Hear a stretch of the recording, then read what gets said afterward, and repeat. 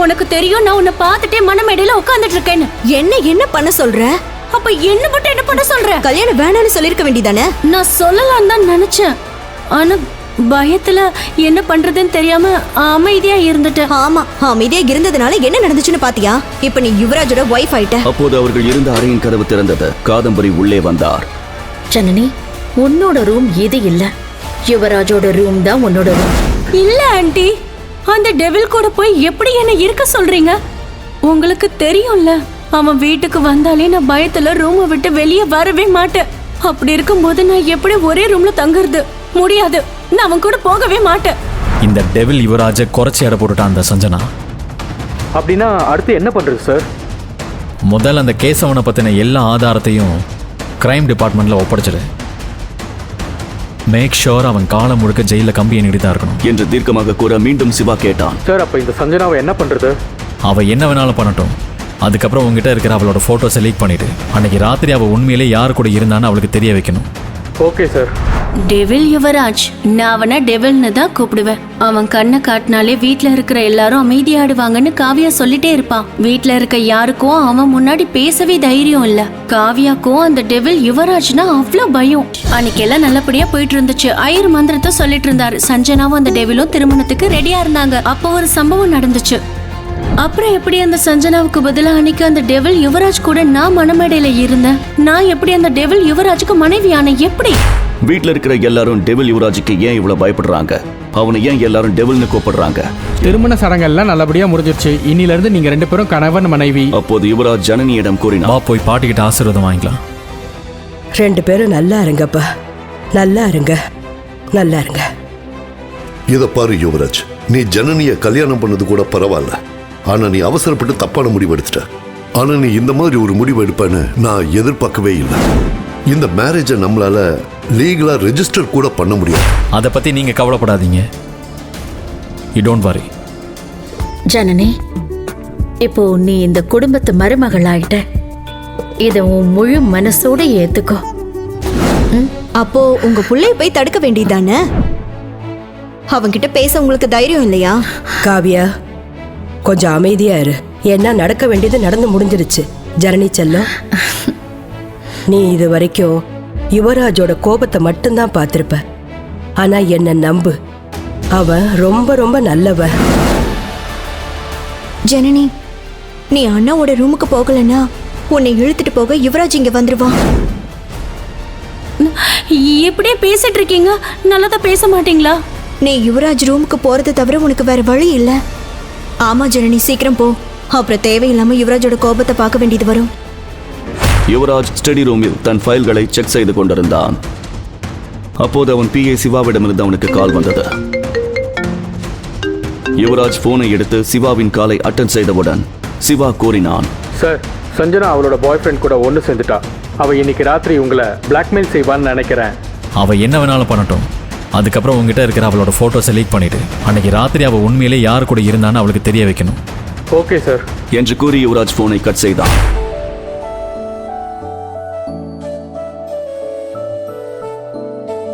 ஓ God, இன்னைக்குன்னு பார்த்து எனக்கு ஏன் தூக்கம் வர மாட்டேங்குது? அந்த டெவில் வரதுக்கு முன்னாடி தூங்கணும்னு நினைச்சேன். இப்படி சொதப்புதே. காவியா, என்ன இப்படி கோத்து விட்டுட்டேடி. Good morning princess. நான் போயிட்டு வரேன். சிறிது நேரத்தில் யுவராஜ் கீழே இறங்கினான். அங்கே யுவராஜின் பாட்டி, அப்பா, சித்தி, காதம்பரி என அனைவரும் ஹாலில் அமர்ந்திருந்தனர். யுவராஜ், 2 நிமிஷம் உட்காரு. டிஃபன் எடுத்து வைக்கிறேன், சாப்பிட்டுட்டே போ. எனக்கு ஒன்றும் தேவையில்லை மிஸ்ஸஸ் காதம்பரி என்று கூறி வேகமாக நடந்தான் யுவராஜ்.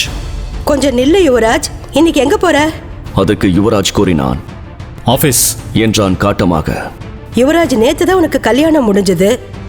அதுக்குள்ள என்ன ஆபீஸ்? உனக்கு கல்யாண சடங்கு இன்னும் பாக்கி இருக்கு. என்ன சடங்கு? சொன்னா புரிஞ்சுக்கோ கண்ணா, இன்னும் நிறைய சடங்கு இருக்கு. ஜனனியை எல்லாருக்கும் அறிமுகப்படுத்தணும். ஜனனியை யாருக்கும் தெரியக்கூடாது. ஜனனியை பத்தி யாருக்கும் எதுவும் தெரியக்கூடாது. அது அவங்களுக்கு சேஃப் கிடையாது என்று யுவராஜ் கூறியதின் அர்த்தத்தை புரிந்து கொண்டார் அசோக் ராஜ். எல்லாம் சரி, என்னோட ஆசை மருமக பொண்ணு எங்க? இன்னும் காணோம். அவ இந்நேரம் நல்லா இழுத்து போத்திட்டு கோரட்டை விட்டுட்டு நிம்மதியா தூங்கிட்டு இருப்பா. ஆமா, என்ன சொன்னீங்க? கிச்சன் சம்பிரதாயமா? ஜனனி எல்லாருக்கும் சூப்பரா சுடு தண்ணி வச்சு தருவா. காவ்யா ஜனனியை பற்றி சொல்வதை கேட்டுவிட்டு யுவராஜ் மறுபடியும் மாடிக்கே சென்றான். ஜனனி கெடாப் விடிஞ்சிருச்சு. இன்னும் கொஞ்ச நேரம் என்று கூறியும் எழாததால் யுவராஜ் ஜனனியின் போர்வையை அகற்றினான். இதனால் ஜனனி கோபத்துடன் எழுந்து கண்களை தேய்த்துக் கொண்டே என்னோட கூறினாள். பெட்ஷீட்டை இழுக்கிற அளவுக்கு எவ்வளவு தைரியம் உனக்கு? ஆனால் யுவராஜை பார்த்தவுடன் அவள் அமைதியாகிவிட்டாள். இப்போ என்ன சொன்ன? சாரி, நீங்கன்னு தெரியாம சொல்லிட்டேன். ம் ஓகே. நான் கெட் ரெடி, கீழே எல்லாரும் உனக்காக வெயிட் பண்றாங்க. இப்போ எங்க போற? நான் காவியாவோட ரூமுக்கு போய் ரெடி ஆயிட்டு வந்துடுறேன். என் ட்ரெஸ் எல்லாம் அங்கதான் இருக்கு. யுவராஜ் மேலும் எதுவும் பேசுவதற்குள் சார், அம்மா இதை ஜனனி மேடம் கிட்ட கொடுத்துட்டு வரும்போது இந்த ட்ரெஸ்ஸை போட்டுட்டு வர சொன்னாங்க. இப்போ உன் ப்ராப்ளம் சால்வ். நான் கெட் ரெடி. இந்த புடவையில நீ தேவதை மாதிரி இருக்க. போய் பாட்டிக்கிட்ட ஆசீர்வாதம் வாங்கிக்கோ. இன்னைக்கு உன் கல்யாணம் முடிஞ்ச முதல் நாள் இல்லையா, அதனால எல்லாருக்கும் உன் கையால அல்வா செஞ்சு கொடு. இவ எப்படி ஹல்வா செய்வா பாருங்க.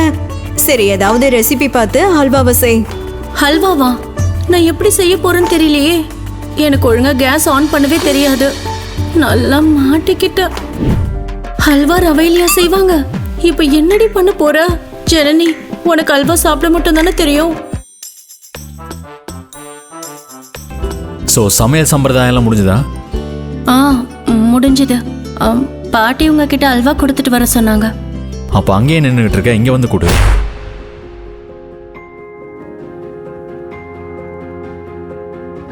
எங்க போற? காவியா கிட்ட. பரவாயில்ல, கொஞ்ச நேரம் இங்கே இரு. அந்த அல்வாவை வாயில் வைத்தவுடனேயே ஏதோ சர்க்கரை பாகினை வாயில் வைத்தது போல உணர்ந்தான் யுவராஜ். இத நீதான் செஞ்சியா? நீ சாப்பிட்டு பாத்தியா? ஏன் நல்லா இல்லையா? நீயே சாப்பிட்டு பாரு. இந்தா. இவ்ளோ இனிப்பாவா இருக்கு?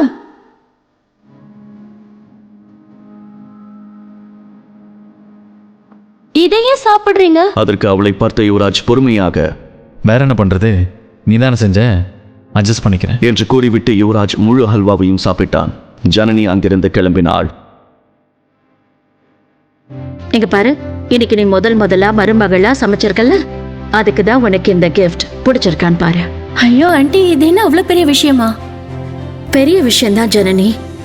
இப்ப நீ இந்த வீட்டோட மருமக. இன்னில இருந்து நீ என்ன ஆண்டின்னு கூப்பிடாத, அம்மானு கூப்பிடு. அப்போது காவியா சொன்னாள், வாவுமா, ரொம்ப அழகா இருக்கு. ரொம்ப அழகாதான் இருக்கும். ஏன்னா இது எங்க பரம்பரை நெக்லஸ். எனக்கு என் மாமியார் கொடுத்தாங்க. இன்னைக்கு நான் இத உனக்கு கொடுக்கறேன். என்னது? வாவ், நாளைக்கு காலேஜ் ஸ்டார்ட் ஆகுது. நாளையில இருந்து 9 to 5 காலேஜ்ல இருப்போம். இந்த டிராமால லைஃப்ல இருந்து குறைஞ்சிடும். Guys, I have a good news for you.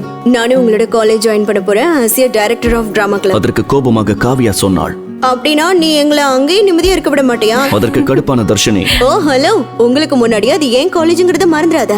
முன்னாடி, இப்ப இல்ல. இருவரும் சண்டை போட்டுக் கொண்டிருக்க, வாவ்க்கா, நீங்க தான் கன்ஃபார்மா டிராமா கிளப்புக்கு டைரக்டரா? எஸ். ப்ளீஸ் கா, என்னையும் அதுல சேர்த்துக்கிறீங்களா? ஓகே டன், நாளைக்கு ஆடிஷன் வா. அப்பா, இந்த பெட் எவ்வளவு சாஃப்டா இருக்கு. செமையா தூக்கம் வரும்ல. இந்த ரூம் ஸ்மெல் கூட நல்லாதான் இருக்கு. என்னதான் இருக்கட்டும், அந்த டெவிலோட ரசனையும் நல்லாதான் இருக்குல்ல. என்னை பத்தி என்கிட்ட ஏதாவது சொல்லணுமா? இல்ல, நான் எதுவும் சொல்லலையே. உங்களுக்கு ஏதாவது கேட்டுச்சா? இல்ல, எனக்கு ஒன்றும் கேட்கல, அதான் உங்ககிட்ட கேட்குறேன். இல்ல, எனக்கு ஒன்றும் கேட்கறதுக்கு இல்ல. சரி சொல்லு, நீ என்ன பேர் வச்சு கூப்பிடுவ? நான் உங்களை மிஸ்டர் யுவராஜன் தான் கூப்பிடுறேன். பொய் சொல்லாத பிரின்சஸ், உண்மையை சொல்லு, என்ன பேர் வச்சு கூப்பிடுவ? நான் உங்களை டெவில்.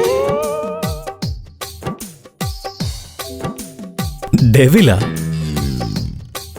அப்படி நான் உங்களை என்ன கஷ்டப்படுத்துறேன் டெவில்னு கூப்பிடுற அளவுக்கு? நாள் முழுக்க காஞ்சரிங் பேய் மாதிரி மூஞ்ச உருன்னு வச்சுக்கிட்டு சுத்த வேண்டியது. மத்தவங்கள கடுப்பாவாங்கல்ல, பச்சை குழந்தை மாதிரி கேக்குறத பாரு. சொல்லு, என்ன அதுக்கு கல்யாணம் பண்ணீங்க? ஒன்னொன்னும் கல்யாணம் பண்றதுக்காக கிட்னாப் பண்ணிட்டு போலியே. நீங்க என்ன ஃபோர்ஸ் பண்ணீங்கல்ல? இல்லையே, உன்னை யாரும் ஃபோர்ஸ் பண்ணலையே. அப்ப நீங்க பண்ணதுக்கு பேர் என்ன? பிடிச்சிருந்தா இந்த ஜென்மத்திலே வாழ்ந்து பார்த்துடணும். அப்படியே பிளேட்டை மாத்தாதீங்க. உண்மையதான் சொல்றேன். எனக்கு பிடிக்கணுமே. நாள் ஆக ஆக எல்லாம் பிடிக்கும். எடுத்த உடனே கல்யாணம் பண்ணா யாருக்கு பிடிக்கும்? பசங்களுக்கு ரொம்ப பிடிக்கும். சரி, உனக்கு காலேஜ் ஸ்டார்ட் ஆக போதில்ல, அதனால நான் சொல்றத கொஞ்சம் கவனமா கேளு. காலேஜில் கூட யாருக்கிட்டே சொல்லிடாத நீ மேரிட்னு. என்ன காரணமா வச்சுக்கிட்டு உன்னை எல்லாருமே கிண்டல் பண்ணுவாங்க. அதனால தான் சொல்றேன், இதை பத்தி யாருக்கிட்டையுமே சொல்ல வேண்டிய அவசியம் இல்லைன்னு. நான் யார்கிட்டயும் சொல்ல மாட்டேன். எனக்கு உங்க காலேஜில் என்ன நடந்தாலும் தெரிஞ்சிடும். நான் எதுவும் சொல்ல மாட்டேன். காவியா சொல்லிட்டா? அதை கேட்ட யுவராஜ் கூறினான். பிரின்சஸ், எனக்கு தெரியும் நீ ஒன்றும் தெரியாத பச்சை மண்ணுன்னு. எனக்கு தெரியும் நீ காலேஜில் வாஷ்ரூமில் ஒரு பையனை வச்சு பூட்டி பட்டாசை கொளுத்தி உள்ள போட்டதில்ல. அதற்கு ஜனனி தன் பக்கத்து நியாயத்தை அவனிடம் கூறினாள். அவன் ஒரு பொண்ணை ரொம்ப டார்ச்சர் பண்ணான். ஆமா ஆமா பிரின்சஸ், எனக்கு எல்லாம் தெரியும். அதனால தான் நான் உன்னை ஒன்றும் சொல்லலை. இங்க பாருங்க, பிரின்சஸ்னு கூப்பிடாதீங்க. எனக்கு அந்த நிக் நேம் சுத்தமா பிடிக்கல. அப்புறம் உனக்கு வேற என்ன நிக் நேம்ஸ் எல்லாம் பிடிக்காது? இந்த பாப்பு, புஜ்ஜு, செல்லம், ஜான் இதெல்லாம் எனக்கு சுத்தமா பிடிக்காது. மறுநாள் காலை இவ தூங்குறப்ப குழந்தை மாதிரி இருக்கான்னு நினைச்சா விட்ட குழந்தை மாதிரி தூங்கிட்டே இருப்பா போல. கிழிஞ்சது. பிறகு அவள் அருகில் சென்று அவளை எழுப்ப முயற்சி செய்தான். Come on, wake up. இன்னும் கொஞ்ச நேரம் தூங்குறனே. அவன் மீண்டும் அவளை Come on, எழுப்ப wake up. தூக்கத்தில் அவனை உதைத்து தள்ளினாள்.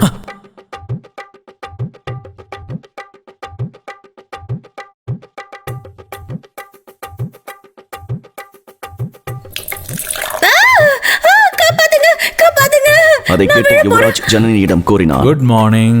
இப்படி நடு ராத்திரியில எந்த மனுஷனாவது எந்திரிப்பானா? நாளையிலிருந்து சீக்கிரமா எழுந்திருச்சிரு. அப்படி இல்லைன்னா தூக்கிட்டு போய் டைரக்டா பாத் டப்ல போட்டுருவேன். Got it? இன்னும் கொஞ்ச நேரம் தூங்குறனே. நாளையில இருந்து காலேஜ் இருக்கு. காலேஜ் இருக்கோ இல்லையோ நீ சீக்கிரமா எந்திரிச்சு தான் ஆகணும். இவன் உண்மையாவே டெவில் தான். கொஞ்ச நேரம் கூட தூங்க விட மாட்டான். சிறிது நேரம் கழித்து ஒரு ஆணின் குரல் கேட்டது. மாம், டாட், அக்கா, பாட்டி, யாராவது இருக்கீங்களா? அந்த குரலை கேட்டவுடன் காவியா ஜனனியிடம் கூறினார். இங்க பாரு, வந்துட்டான் உன்னோட ஒன் சைட் லவர். இப்ப அந்த ஒன் சைட் லவர் உன்னை பார்த்து கண்டிப்பா தேவதாசாவே ஆக போறான். அவன் தேவதாசானா அவன் தப்புதான். ஏன்னா அவனை கல்யாணம் பண்ணிக்கிறதுக்கு நான் ஓகே சொல்லவே இல்லையே. இவன்தான் கார்த்திக், காவியாவின் அண்ணன். அவளுக்கு அரை மணி நேரத்திற்கு முன் பிறந்தவன். ஆக்சுவலி கார்த்திக், அப்படியே யுவராஜ் அண்ணா கிட்டயும் உன் ஹார்ட் ப்ராப்ளம் பத்தி சொல்லு. உனக்கு அவரே ஓபன் ஹார்ட் சர்ஜரி பண்ண ஹெல்ப் பண்ணுவாரு. ஹலோ, அவர்கிட்ட நான் எதுக்கு சொல்லணும்? இப்பதான் அவருக்கு கல்யாணம் ஆயிருக்கு.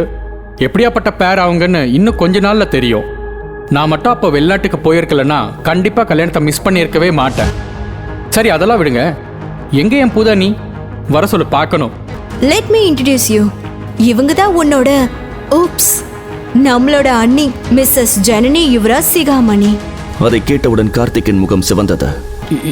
என்ன என்கிட்ட விளையாடாதீங்க சும்மா. அண்ணன் சஞ்சனாவை தானே கல்யாணம் பண்ணிருக்கணும். அதற்கு காவியா சொன்னாள். பண்ணிருக்கணும் தான், ஆனா பண்ணல. அவர் சஞ்சனாவை கல்யாணம் பண்ணல, ஜனனி தான் பண்ணிருக்காரு. ஜனனி, எனக்கு தெரியும் உனக்கு என் மேல எந்த ஃபீலிங்ஸும் இல்லைன்னு. அதுக்காக என் அண்ணனையே எப்படி கல்யாணம் பண்ண முடியும்? அவன் ஒரு டெவில், நீ தானே சொல்லுவ. அப்புறம் எதுக்கு அவனை கல்யாணம் பண்ண? அதற்கு ஜனனி கார்த்திக்கிடம் சொன்னாள். நீ என்ன பைத்தியம் நினைச்சிட்டு இருக்கியா? மண்டபத்துல சும்மா உட்கார்ந்துட்டு இருந்தேன்டா நானு. அப்படின்னா டெவில் மாதிரி நடந்துக்கிட்டே என்ன ஃபோர்ஸ் பண்ணி கல்யாணம் பண்ணிக்கிட்டான். தாலி கட்டுறதுக்கு முன்னாடி என்கிட்ட ஒரு வார்த்தை கூட கேட்கல. அப்போது அவர்களின் அப்பா வந்தார். போதும் போதும், நிப்பாட்டுங்க. நல்லா இருப்பா. இத பாருங்க, நடந்தது நடந்துடுச்சு. இன்னில இருந்து நீ ஜனனிய அண்ணின்னு தான் கூப்பிடணும், புரிஞ்சுதா? இந்த உறவை நல்ல மனசுல வச்சுக்க கார்த்திக். நல்ல ஞாபகம் வச்சுக்கோ. ஓ அண்ணன் யுவராஜ பத்தி உனக்கே நல்லா தெரியும்ல. பிறகு அவர் காவியா மற்றும் ஜனனியை பார்த்து கூறினார். அப்புறம் நீங்க உங்களுக்கு நாளையில இருந்து காலேஜ் ஆரம்பிக்கிறதுல கொஞ்சம் படிப்புலையும் கவனம் செலுத்துங்க. முக்கியமா நீ காவியா. பாரு, நான் சொன்னேன்ல இவன் சீக்கிரமாவே ஹார்ட் பிரேக் ஆகி தேவதாஸ் ஆயிடுவான்னு. அதெல்லாம் ஒண்ணும் இல்லப்பா. கொஞ்சம் கொஞ்சமா எல்லாம் சரியாயிடும். இப்போ அப்படிதான் இருக்கும். அது ஓகே. தர்ஷினி எங்க? நான் வந்து இவ்வளவு நேரம் ஆகி அவளை பார்க்கவே இல்ல. அதற்கு காவியா கூறினாள். மேபி இன்னும் தூங்கிட்டு இருப்பாங்கன்னு நினைக்கிறேன். நேத்து நைட்டு லேட்டா தான் வந்தாங்க. அப்புறம் கொஞ்சம் கோபமா வேற இருந்தாங்க. நீ அவங்க கிட்ட என்ன ஆச்சுன்னு கேட்கவே இல்லையா? இல்ல, வந்தாங்க. வந்த உடனே ரூம்குள்ள போனாங்க. கதவை உள்ள தாழ் போட்டுக்கிட்டாங்க. கார்த்திக் சொன்னான். Nothing to worry about. அவ ஃப்ரெண்ட்ஸோட ஏதாவது சண்டை போட்டிருப்பா இல்லை ஆர்கியூ பண்ணியிருப்பா. Just chill guys, take it easy.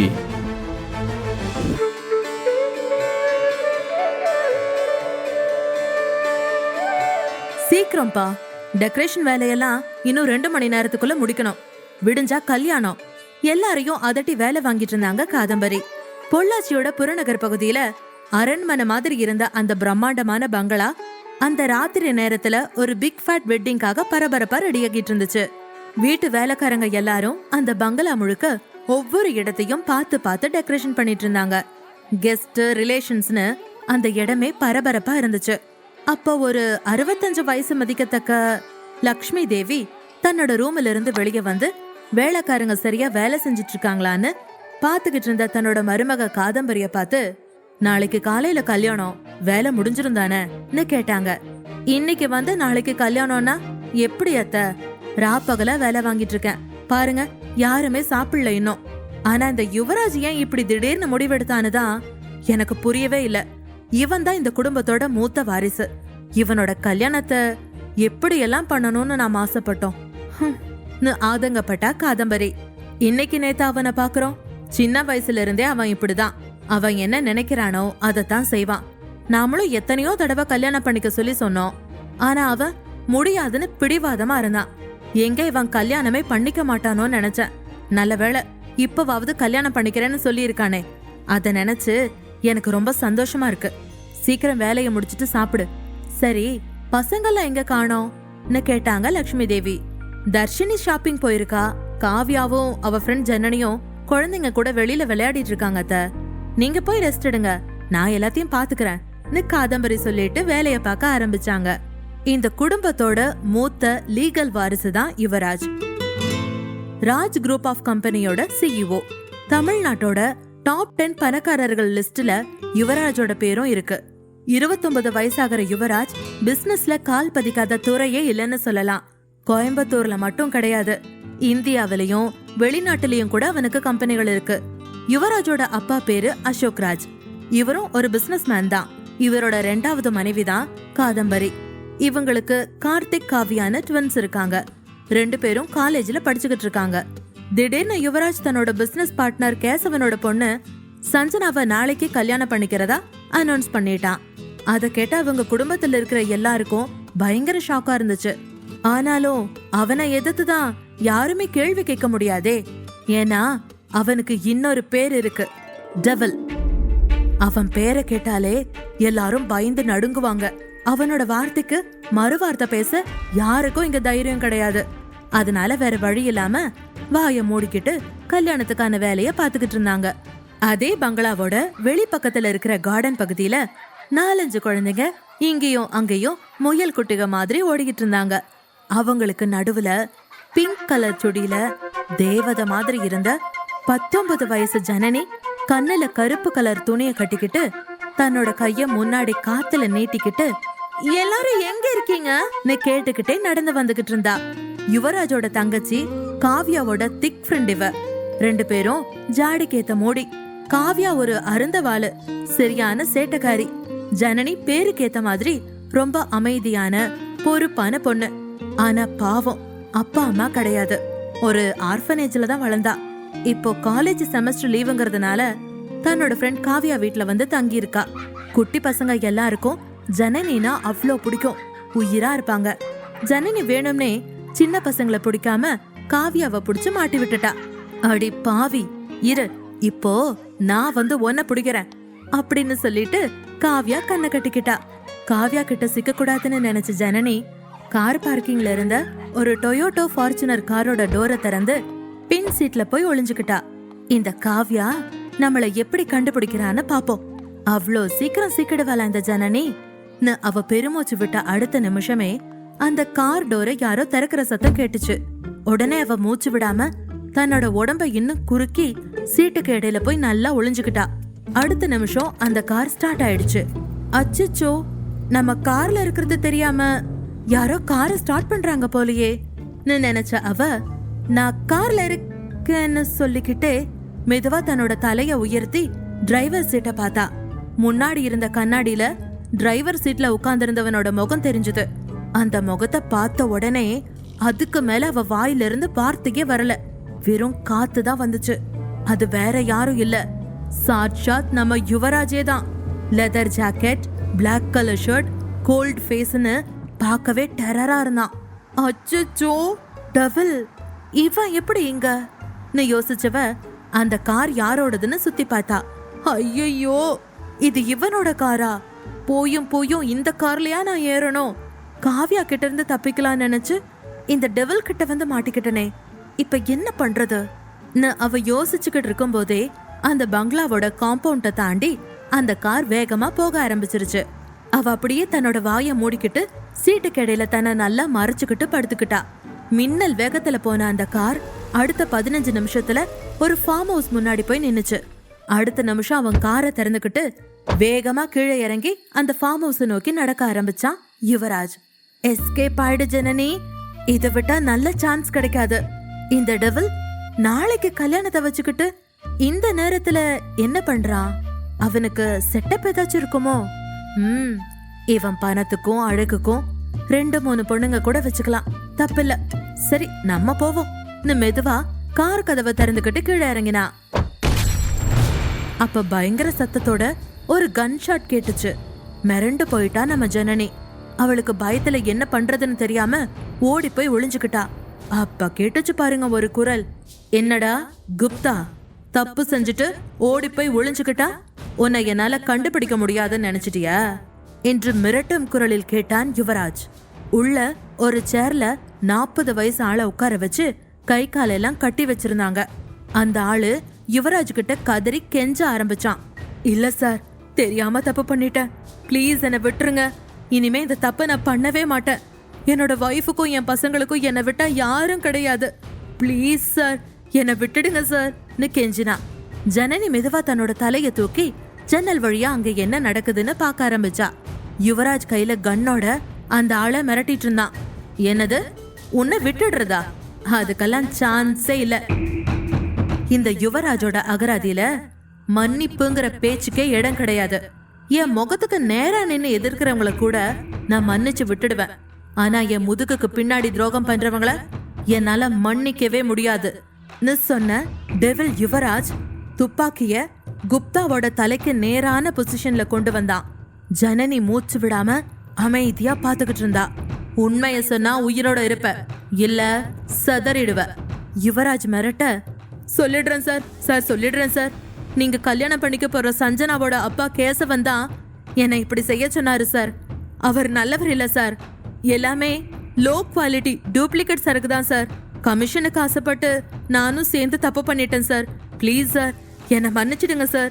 இனிமே இந்த தப்பை பண்ண மாட்டேன், என்னை விட்டுருங்க சார் கெஞ்சினா. 2 பேரும் சேர்ந்து என்கிட்டயே டபுள் கேம் ஆடிட்டு இருக்கீங்களா? நீ உயிரோட இருக்கிறத விட நீ இல்லாம இருந்தாதான் உன் குழந்தைங்க ரொம்ப நல்லா வளருவாங்க. இல்லைன்னா உன்ன மாதிரி ஒரு துரோகியாதான் அவங்களும் வளருவாங்க. இனி இந்த உலகத்துல இருக்க உனக்கு எந்த தகுதியும் கிடையாது. அவன் சொல்லிக்கிட்டு இருக்கும் போதே டமால்னு சத்தம் கேட்டுச்சு. அடுத்த நிமிஷம் குப்தாவோட நெத்தியிலிருந்து குபு குபுன்னு ரத்தம் பொங்கி வெளியில வர ஆரம்பிச்சது. அந்த ரத்தத்தை பார்த்த ஜனனிக்கு அவளோட இதயம் வெளியே குதிச்சு ஓடுற அளவுக்கு வேகமா துடிக்க ஆரம்பிச்சது. அதிர்ச்சியில் அவளுக்கு தலை சுத்த அப்படியே ஜன்னலுக்கு வெளியில மயங்கி விழுந்துட்டா. குண்டடிப்பட்ட குப்தா பொத்துன்னு கீழே விழுந்து உயிரை விட்டான். ஆனா யுவராஜ் அவன் கன்னோட ட்ரிகரை அழுத்தவே இல்ல. அப்போ சுட்டது யாரு? யுவராஜும் அவனோட அசிஸ்டன்ட் சிவாவும் அதிர்ச்சியாகி திரும்பி பாக்குறப்ப முகத்துல மாஸ்க் போட்ட ஒருத்தன் வேகமா கையில கன்னோட எகிரி குதிச்சு ஓடிக்கிட்டு இருந்தான். சிவா அவனை பிடிக்க ஓட ஆரம்பிச்சான். 5 நிமிஷம் கழிச்சு திரும்பி வந்தவன் மூச்சு வாங்கிட்டே, சாரி பாஸ், சுட்டவன் எஸ்கேப் ஆகிட்டான் சொல்ல, ஓகே, பாடியை டிஸ்போஸ் பண்ணிடு, எந்த எவிடன்ஸும் இருக்கக்கூடாது. அந்த ஷூட்டர் இன்னும் 1 மணி நேரத்துல என் முன்னாடி நிக்கணும், அண்டர்ஸ்டாண்ட்? சிவாவை பார்த்து டான் போல சொன்னா யுவராஜ். எஸ் பாஸ் சொன்ன சிவா குப்தாவோட பாடிய ஒரு பிளாஸ்டிக் கவர்ல கட்ட ஆரம்பிச்சான். கொஞ்ச நேரம் கழிச்சு கண் முழிச்சு பார்த்த ஜனனிக்கு பயத்துல திரும்பவும் வேத்து கொட்ட ஆரம்பிச்சிருச்சு. மெல்ல எந்திரிச்சு ஜன்னல் வழியா அந்த ரூமை பார்த்தா. அங்க யாருமே இல்ல. ஆனா தரையிலையும் சுவத்திலையும் ரத்தக்கரை மட்டும் செதறி இருந்துச்சு. அட பாவி, இவன் கேரக்டர் தான் டெவில்னு நினைச்சேன். ஆனா இப்படி கொலை பண்ற அளவுக்கு கொடூரமானவனா இருப்பான்னு நான் நினைச்சே பார்க்கலையே. கொஞ்சம் கூட ஈவு இறக்கமே இல்லாம இப்படி ஒருத்தரை கொலை பண்ணியிருக்கானே. யார் இந்த செத்து போன ஆளு? எதுக்காக இவனை இங்க கூட்டிட்டு வந்து கட்டி போட்டு கொலை பண்ணியிருக்கான் இந்த டெவில்? நமக்கு எதுக்கு இந்த டீட்டெயில் எல்லாம்? எப்படியாவது எஸ்கேப் ஆயிடுவோம். வேகமா அங்கிருந்து ஓட ஆரம்பிச்சவ எப்படியோ வீடு வந்து சேர்ந்தா. நேரா காவ்யா ரூமுக்கு போனவ, காவ்யா இங்க வாடி, இன்னைக்கு என்னாச்சு தெரியுமா அப்படின்னு சொல்றதுக்குள்ள, நீ எங்கடி போன? நான் உன்னை 1 மணி நேரமா தேடிட்டு இருக்கேன்.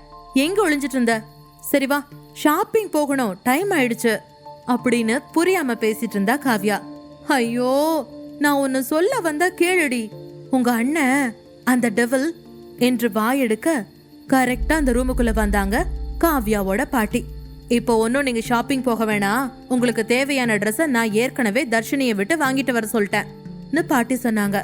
பாட்டிய பார்த்த உடனே, ஐயோ இவங்க வேற வந்துட்டாங்க, இப்போ எப்படி காவ்யா கிட்ட சொல்றது உங்க அண்ணன் ஒரு கொலைக்காரன்னு? வேணா ஜனனி, கம்மன் இரு, இதெல்லாம் பெரிய இடத்து சமாச்சாரம். பேசாம லீவுக்கு ஃப்ரெண்டு வீட்டுக்கு வந்தோமா, ஃபன் பண்ணணுமான்னு கிளம்பி போயிட்டே இருப்போம். அவளுக்குள்ள கேட்ட மைண்ட் வாய்ஸ் அவளை அப்படியே ஆஃப் பண்ணிடுச்சு. எஸ்கேப் ஆயிடு ஜனனி அப்படின்னு நகர்ந்து போக ஆரம்பிச்சா. பாட்டி உடனே, எங்க போற ஜனனி, கொஞ்சம் நில்லு. இந்த வீட்டுல நீயும் எனக்கு ஒரு பேத்தி தான், கல்யாணம் ஆதவுமா எங்க ஓடுற? இங்க இரு கைய பிடிச்சுக்கிட்டாங்க. ஜனனி ஏதோ சொல்ல வந்து அப்படியே சைலண்ட் ஆகிட்டா. காவ்யாவுக்கு மனசு முழுக்க நாளைக்கு போட போற ட்ரெஸ் மேலேயே இருந்துச்சு. என்ன, அவளை விட்டு எடுக்க சொன்னீங்களா? அவ என்னோட டேஸ்டுக்கு ஏத்த மாதிரி எடுத்திருக்க மாட்டாளே.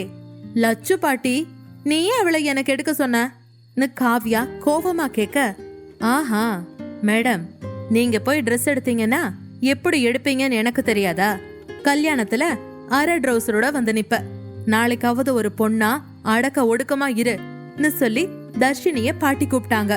ஏண்டி, உங்க அண்ணன் அங்க ஒருத்தனை கொன்னுட்டு இருக்கான், இங்க நீ என்ன ட்ரெஸ் போட போறோன்னு சண்டை போட்டுட்டு இருக்க. ஊர்ல இருக்கிற எல்லாருக்கும் ஒரு பிரச்சனைனா இவளுக்கு வேற பிரச்சனை. ஆண்டவா, அந்த டெவில் வீட்டுக்கு வர்றதுக்குள்ள கிளம்பிடணும், அது மட்டும் தான் ஜனனி மனசுல ஓடிட்டு இருந்துச்சு. தர்ஷினி 2 பேக் எடுத்துட்டு வந்தா. ஒரு பேக காவ்யா கையில கொடுத்துட்டு, காவ்யா இது உன்னோட ட்ரெஸ், இன்னைக்கு நீ இந்த ட்ரெஸ் தான் போட்டாகணும்னு சொன்னா.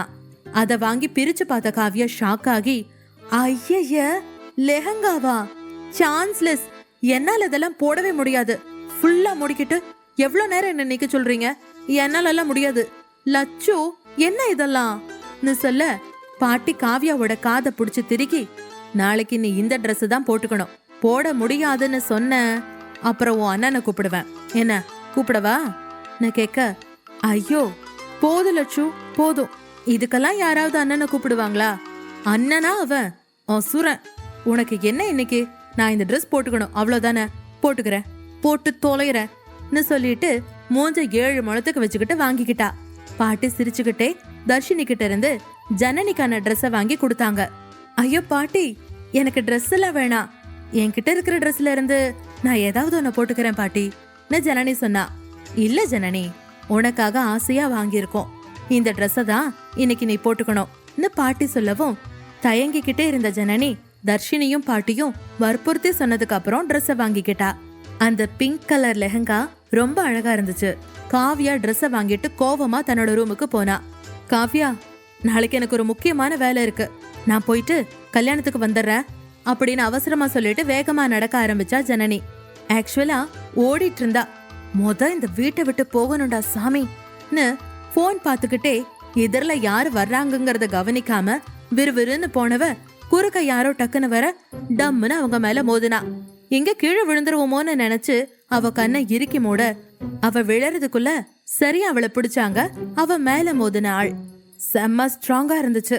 அவ இடுப்பு பிடிச்சிருந்த கை, அப்பாடா நாம கீழே விழல, நம்மள யாரோ பிடிச்சிட்டாங்க. கடவுள் நல்லவங்களையும் இந்த உலகத்துல வச்சிருக்காரு, நமக்கு ஒண்ணுன்னா பாத்துட்டு சும்மா இருப்பாரா நினைச்சு பொறுமையா கண்ணை திறந்த ஜனனி தேங்க்ஸ் சொல்லிக்கிட்டே தனக்கு முன்னாடி இருந்த ஆணோட முகத்தை ஒரு செகண்ட் நல்லா உத்து பார்த்தா. பார்த்ததும் அப்படியே ஷாக் ஆயிட்டா. ஆத்தாடி டெவலு, ஐயோ கடவுளே, ஏஞ்சல் அனுப்ப சொன்னா போயும் போயும் இந்த டெவல் அனுப்பி வச்சிருக்க. அடியே ஜனனி, எப்படிடி ஆப்ப தேடி கரெக்டா போய் உட்கார்ற? சரி, சைதான் கையில கச்சிதமா லாக் ஆயிட்டோம். இனி கடவுளே நீ தான் என்ன காப்பாத்தணும்பா அவ மனசுக்குள்ள வேண்டிக்க ஆரம்பிச்சா. ஆனா அதுக்கு நேர்மாறா அவளை தாங்கி பிடிச்சிருந்த யுவராஜ் ஜனனியோட அழகுல மெய் மறந்து அவளையே பாத்துக்கிட்டு இருந்தான். அவளோட கண்ணு, சங்கு கழுத்து, அழகான ஜிமிக்கி தோடு, லிப்ஸ்டிக் போடாத பிங்க் கலர் லிப்ஸ்னு இன்ச் பை இன்ச் ரசிக்க ஆரம்பிச்சுட்டான். யுவராஜோட உடம்பு தான் இரும்பு மாதிரி இருக்குமே தவிர மனசு பஞ்சு மூட்டைதான். 6 அடி உயரத்துல 8 பேக் ABSல இருக்கும் அவனோட மசில்ஸ் அவனை ஒரு மான்ஸ்டர் மாதிரி காட்டும். ஆனா உள்ளுக்குள்ள அவன் ஒரு ரொமான்டிக்கான ஆளு. அவன் நல்லவனுக்கு நல்லவன், கெட்டவங்களுக்கு எவன். அவன் ஒரு பார்வை பார்த்தா போதும், எதிரில இருக்கிறவங்கெல்லாம் அவனை எதிர்த்து ஒரு வார்த்தை கூட பேச முடியாது. அந்த அளவுக்கு அது பயங்கர டெரரா இருக்கும். மொத்தத்துல பாகுபலி பிரபாஸ் மாதிரி இருப்பான் இந்த டெவில் யுவராஜ். ஆனா இந்த பாகுபலியோட தேவசேனா, அதாவது இந்த ஸ்டோரியோட அனுஷ்கா நம்ம ஜனனியா இருக்க வாய்ப்பு இருக்கா? போக போக தான் தெரியும். ஜனனிய பார்த்ததும் மேக்னெட் மாதிரி யுவராஜோட கண்ணு அவ மேல ஒட்டிக்கிச்சு. யுவராஜ் ஜனனிய கைத்தாங்கலா பிடிச்சுக்கிட்டு தன்னை மறந்து அவளையே பாத்துக்கிட்டு இருந்தான். அவனோட முகத்தை அவளால நேரா பார்க்கவே முடியல. அவ இதயம் வேகமா துடிச்சுது. பட்டாம்பூச்சியோட ரெக்கைகள் மாதிரி அவ கண்ணிமைகள் படபடான்னு அடிச்சுக்கிச்சு. எங்க சட்டுன்னு கன் எடுத்து நம்மள சுற்றுவானோன்னு ஜனனிக்கு அடி வயித்துல ஜிவ்வுன்னு ஒரு ஃபீலிங் வந்துச்சு. எப்படியோ தைரியத்தை வரவழைச்சுக்கிட்டு, hello devil, sorry sir, please என்ன விடுறீங்களான்னு கேட்டா. ஜனனியோட வாய்ஸ் கேட்டு சுயநினைவுக்கு வந்த யுவராஜ் அவளை சேஃபா நிக்க வச்சுட்டு ஒரு அடி விட்டு விலகி நின்னா. அண்ணா, அவ ஏதோ தெரியாம இடிச்சிட்டான்னு வேகமா காவ்யா வந்து அவளை கூட்டிட்டு போயிட்டா. போகும்போது ஜனனி ஒரு தடவை திரும்பி பார்க்க புலி மாதிரி வெச்ச கண் வாங்காம அவளையே பாத்துக்கிட்டு இருந்தா யுவராஜ். பயந்து போனவ வேகமா காவ்யாவோட ரூமுக்குள்ள போய் கதவை சாத்திக்கிட்டா. ரூமுக்கு வந்த யுவராஜ் தன்னோட பிஸ்டலை எடுத்து பத்திரமா லாக்கர்ல வச்சு பூட்டினான். ஐஸ் வாட்டர் எடுத்து குடிக்க ஆரம்பிச்சான். ஜில்லுன்னு தண்ணி உள்ள போனதும் தான் அவன் கொஞ்சம் கூலானா. அப்படியே நடந்து வந்து அவன் ட்ரெஸ்ஸிங் ரேக் முன்னாடி வந்து நின்னான். ஒரு கிளாத்த விளக்க உள்ள ஒரு பெரிய சைஸ் போட்டோ ஃப்ரேம் பண்ணி மாட்டிருந்துச்சு. கிளாமரா ஏதாவது ஹாட்டான ஹீரோயின் போட்டோவா இருக்கும், இல்ல இன்னும் கொஞ்ச நேரத்துல கல்யாணம் பண்ண போற சஞ்சனாவோட போட்டோ இருக்கும் போல நாம நினைச்சா, அச்சாம் பாருங்க ட்விஸ்ட். அங்க கியூட்டா சிரிச்சுக்கிட்டு இருக்கிறது நம்ம ஜனனி. யுவராஜும் அவளும் லவ்வபிள் கப்புளா நிக்கிற மாதிரி ஒரு பெயிண்டிங் ஒன்னு வரைஞ்சு மாட்டப்பட்டிருந்துச்சு. ஜனனி அதுல பயங்கர அழகா இருந்தா. Hi Janani, my darling, my angel. இன்னைக்கு ஒரு நாள் தான், நாளைக்கு நேரம் நீ மிஸ்ஸஸ் யுவராஜா என்னோட ரூம்ல இருப்பன்னு ஹேண்ட்ஸமா ஸ்டைலா சொல்லி சிரிச்ச யுவராஜ், நாளைக்கு உனக்கும் எனக்கும் தான் கல்யாணம் ஜனனி, த கவுண்ட் டவுன் ஸ்டார்ட்ஸ்னு சொல்லி டோரை மூடினான். மறுநாள் காலை யுவராஜ் பங்களாவை ஜெய்ப்பூர் மாளிகை மாதிரி மேரேஜுக்கு செம்மையா டெக்கரேஷன் பண்ணியிருந்தாங்க. காதம்பரி வேலையாட்கள் எல்லாரும் ஒழுங்கா வேலை செய்யறாங்களான்னு செக் பண்ணிட்டு இருந்தாங்க. இன்னும் பசங்க எழுந்திருக்காததை கவனிச்ச காதம்பரி நேரா அவங்கள எழுப்பி விடுறதுக்காக ரூமுக்கு போனாங்க. ரூம்ல காவ்யாவும் ஜனனியும் தூங்கிட்டு இருக்கிறத பார்த்துட்டு, காவ்யா, ஜனனி சீக்கிரம் எழுந்துருங்க, விடிஞ்சு எவ்வளோ நேரம் ஆகுதுன்னு சொல்லி காவ்யாவோட போர்வையை பிடிச்சு இழுத்தாங்க. காவ்யா உடனே தலையணையால முகத்தை மூடிக்கிட்டு, மதர் இந்தியா, உனக்கு இப்ப என்ன பிரச்சனை? சூரியன் கூட டெய்லி நமக்கு முன்னாடி தூங்கிடுது, ஆனா நம்மளை மட்டும் சீக்கிரமா எழுப்பி விட்டுடுது. இதோட தொல்லை தாங்கலப்பா. என்னைக்காவது நீ போய் அதை எழுப்பி விட்டுருக்கியா? அழுத்துக்கிட்டு சொல்ல, காதம்பரி தலையணையை புடுங்கிட்டு, ஓகேடா, நான் நாளைக்கு போய் சூரியனை எழுப்பி விடுறேன், இன்னைக்கு நீ சீக்கிரம் எழுந்துரு. இன்னைக்கு உன் அண்ணனுக்கு கல்யாணம், ஞாபகம் இருக்கா இல்லையா? கேட்டுக்கிட்டே அவ பக்கத்துல படுத்திருந்த ஜனனிய பார்த்து, இவளை பாரு, இவ காவியாவை தாண்டி இருக்கா. ஏய் ஜனனி, எழுந்துரு சீக்கிரம்னு சொல்ல, ஆண்டி ப்ளீஸ் ஒரு 2 minutes ஆண்டி ஜனனி சொல்ல, 2 பேரும் தான் சொல்றத கேட்காததை பார்த்த காதம்பரி, 2 பேரும் இப்ப எழுந்திருக்க போறீங்களா இல்லையா? கல்யாண வேலை எவ்வளோ இருக்கு, நீங்க இன்னும் தூங்கிட்டு இருக்கீங்களா? கத்தவும் காவ்யா அழுத்துக்கிட்டே பெட்ல எழுந்து உட்காந்து, ஐயோ அம்மா, இது கல்யாண மாதிரியே தெரியல. கல்யாணம்னு ஒரு நாள் முன்னாடி தான் சொல்றீங்க, அதுவும் அந்த கல்யாண பொண்ணு சஞ்சனாவை எனக்கு சுத்தமா பிடிக்கல. எப்போ பார்த்தாலும் மேக்கப் அப்பிக்கிட்டு டச்சப் பண்ண மேனியாவே இருக்கான்னு சொன்னா. காதம்பரி சிரிச்சுக்கிட்டு, உனக்கு பிடிச்சிருக்கோ இல்லையோ, உங்க அண்ணன் யுவராஜுக்கு அவளை ரொம்ப பிடிச்சிருக்கு, அதனால நாம எதுவுமே சொல்ல முடியாதுன்னு சொன்னா. யுவராஜ் பேரை கேட்டவுடனே ஜனனியோட முகம் மாறிடுச்சு. டமார்னு அவன் சுடுற மாதிரியே தோணுச்சு. வேர்த்து போன முகத்தை தொடச்சுக்கிட்டா. அது கவனிச்ச காதம்பரி, என்னம்மா ஜனனி, என்னாச்சு, ஏன் ஒரு மாதிரி இருக்கன்னு கேட்கவும் உடனே சுதாரிச்சுக்கிட்ட ஜனனி, இல்ல இல்ல ஆண்டி, அதெல்லாம் ஒன்றும் இல்லைன்னு சொன்னா. மா, இவளுக்கு நேத்தையில இருந்து என்னமோ ஆயிடுச்சுமா, எதையோ பார்த்து பயந்துட்டான்னு நினைக்கிறேன். இவளுக்கு வேப்பல அடிச்சாதான் சரியாகும் நினைக்கிறேன் காவ்யா கிண்டலா சொன்னா. போடி, எனக்கு ஒன்றும் இல்லை, நீ இங்கதான் வாய் கிழிய பேசுவ. உங்க அண்ணன் கிட்ட போய் பேச சொல்லு, அப்படியே அமைதியா பூனை மாதிரி பமுவன்னு சொல்லிட்டு சிரிக்க ஆரம்பிச்சா. அவ சிரிக்கிறத பார்த்து எரிச்சலான காவ்யா, ஹலோ மேடம், என்ன நான் மட்டும்தான் அண்ணனை பார்த்து பயப்படுறேனா?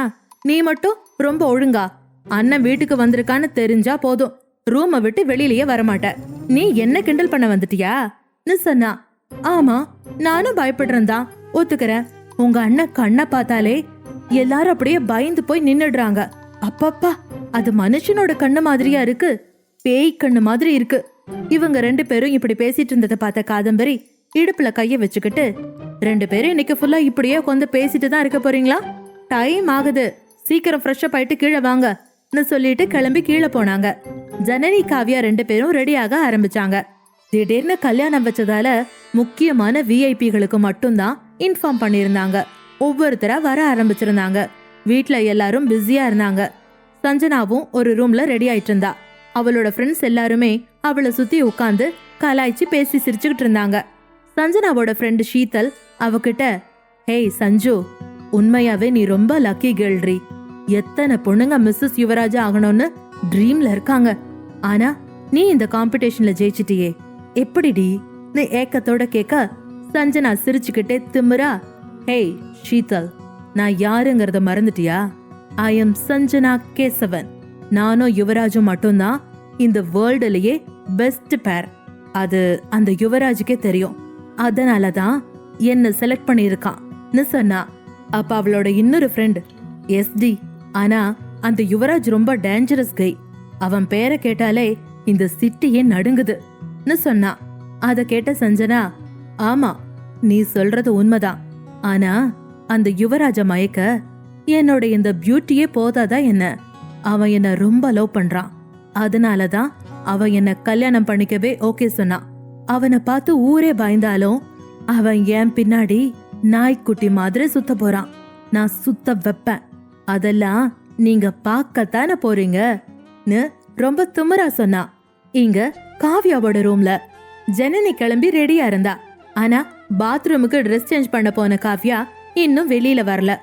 ஜனனி கதவை தட்டி, ஏய் காவ்யா, இன்னும் என்னடி பண்ணிட்டு இருக்க? சீக்கிரம் வா, மேரேஜுக்கு டைம் ஆயிடுச்சு, நாம கீழே போகணும்னு கூப்பிட்டுக்கிட்டு இருக்கிறப்ப தர்ஷினி ரூமுக்குள்ள வந்தா. ஜனனி பிங்க் கலர்ல லெஹங்கா போட்டிருந்தா. அந்த லெஹங்கா அவளுக்காகவே ஸ்டிச் பண்ணின மாதிரி இருந்துச்சு.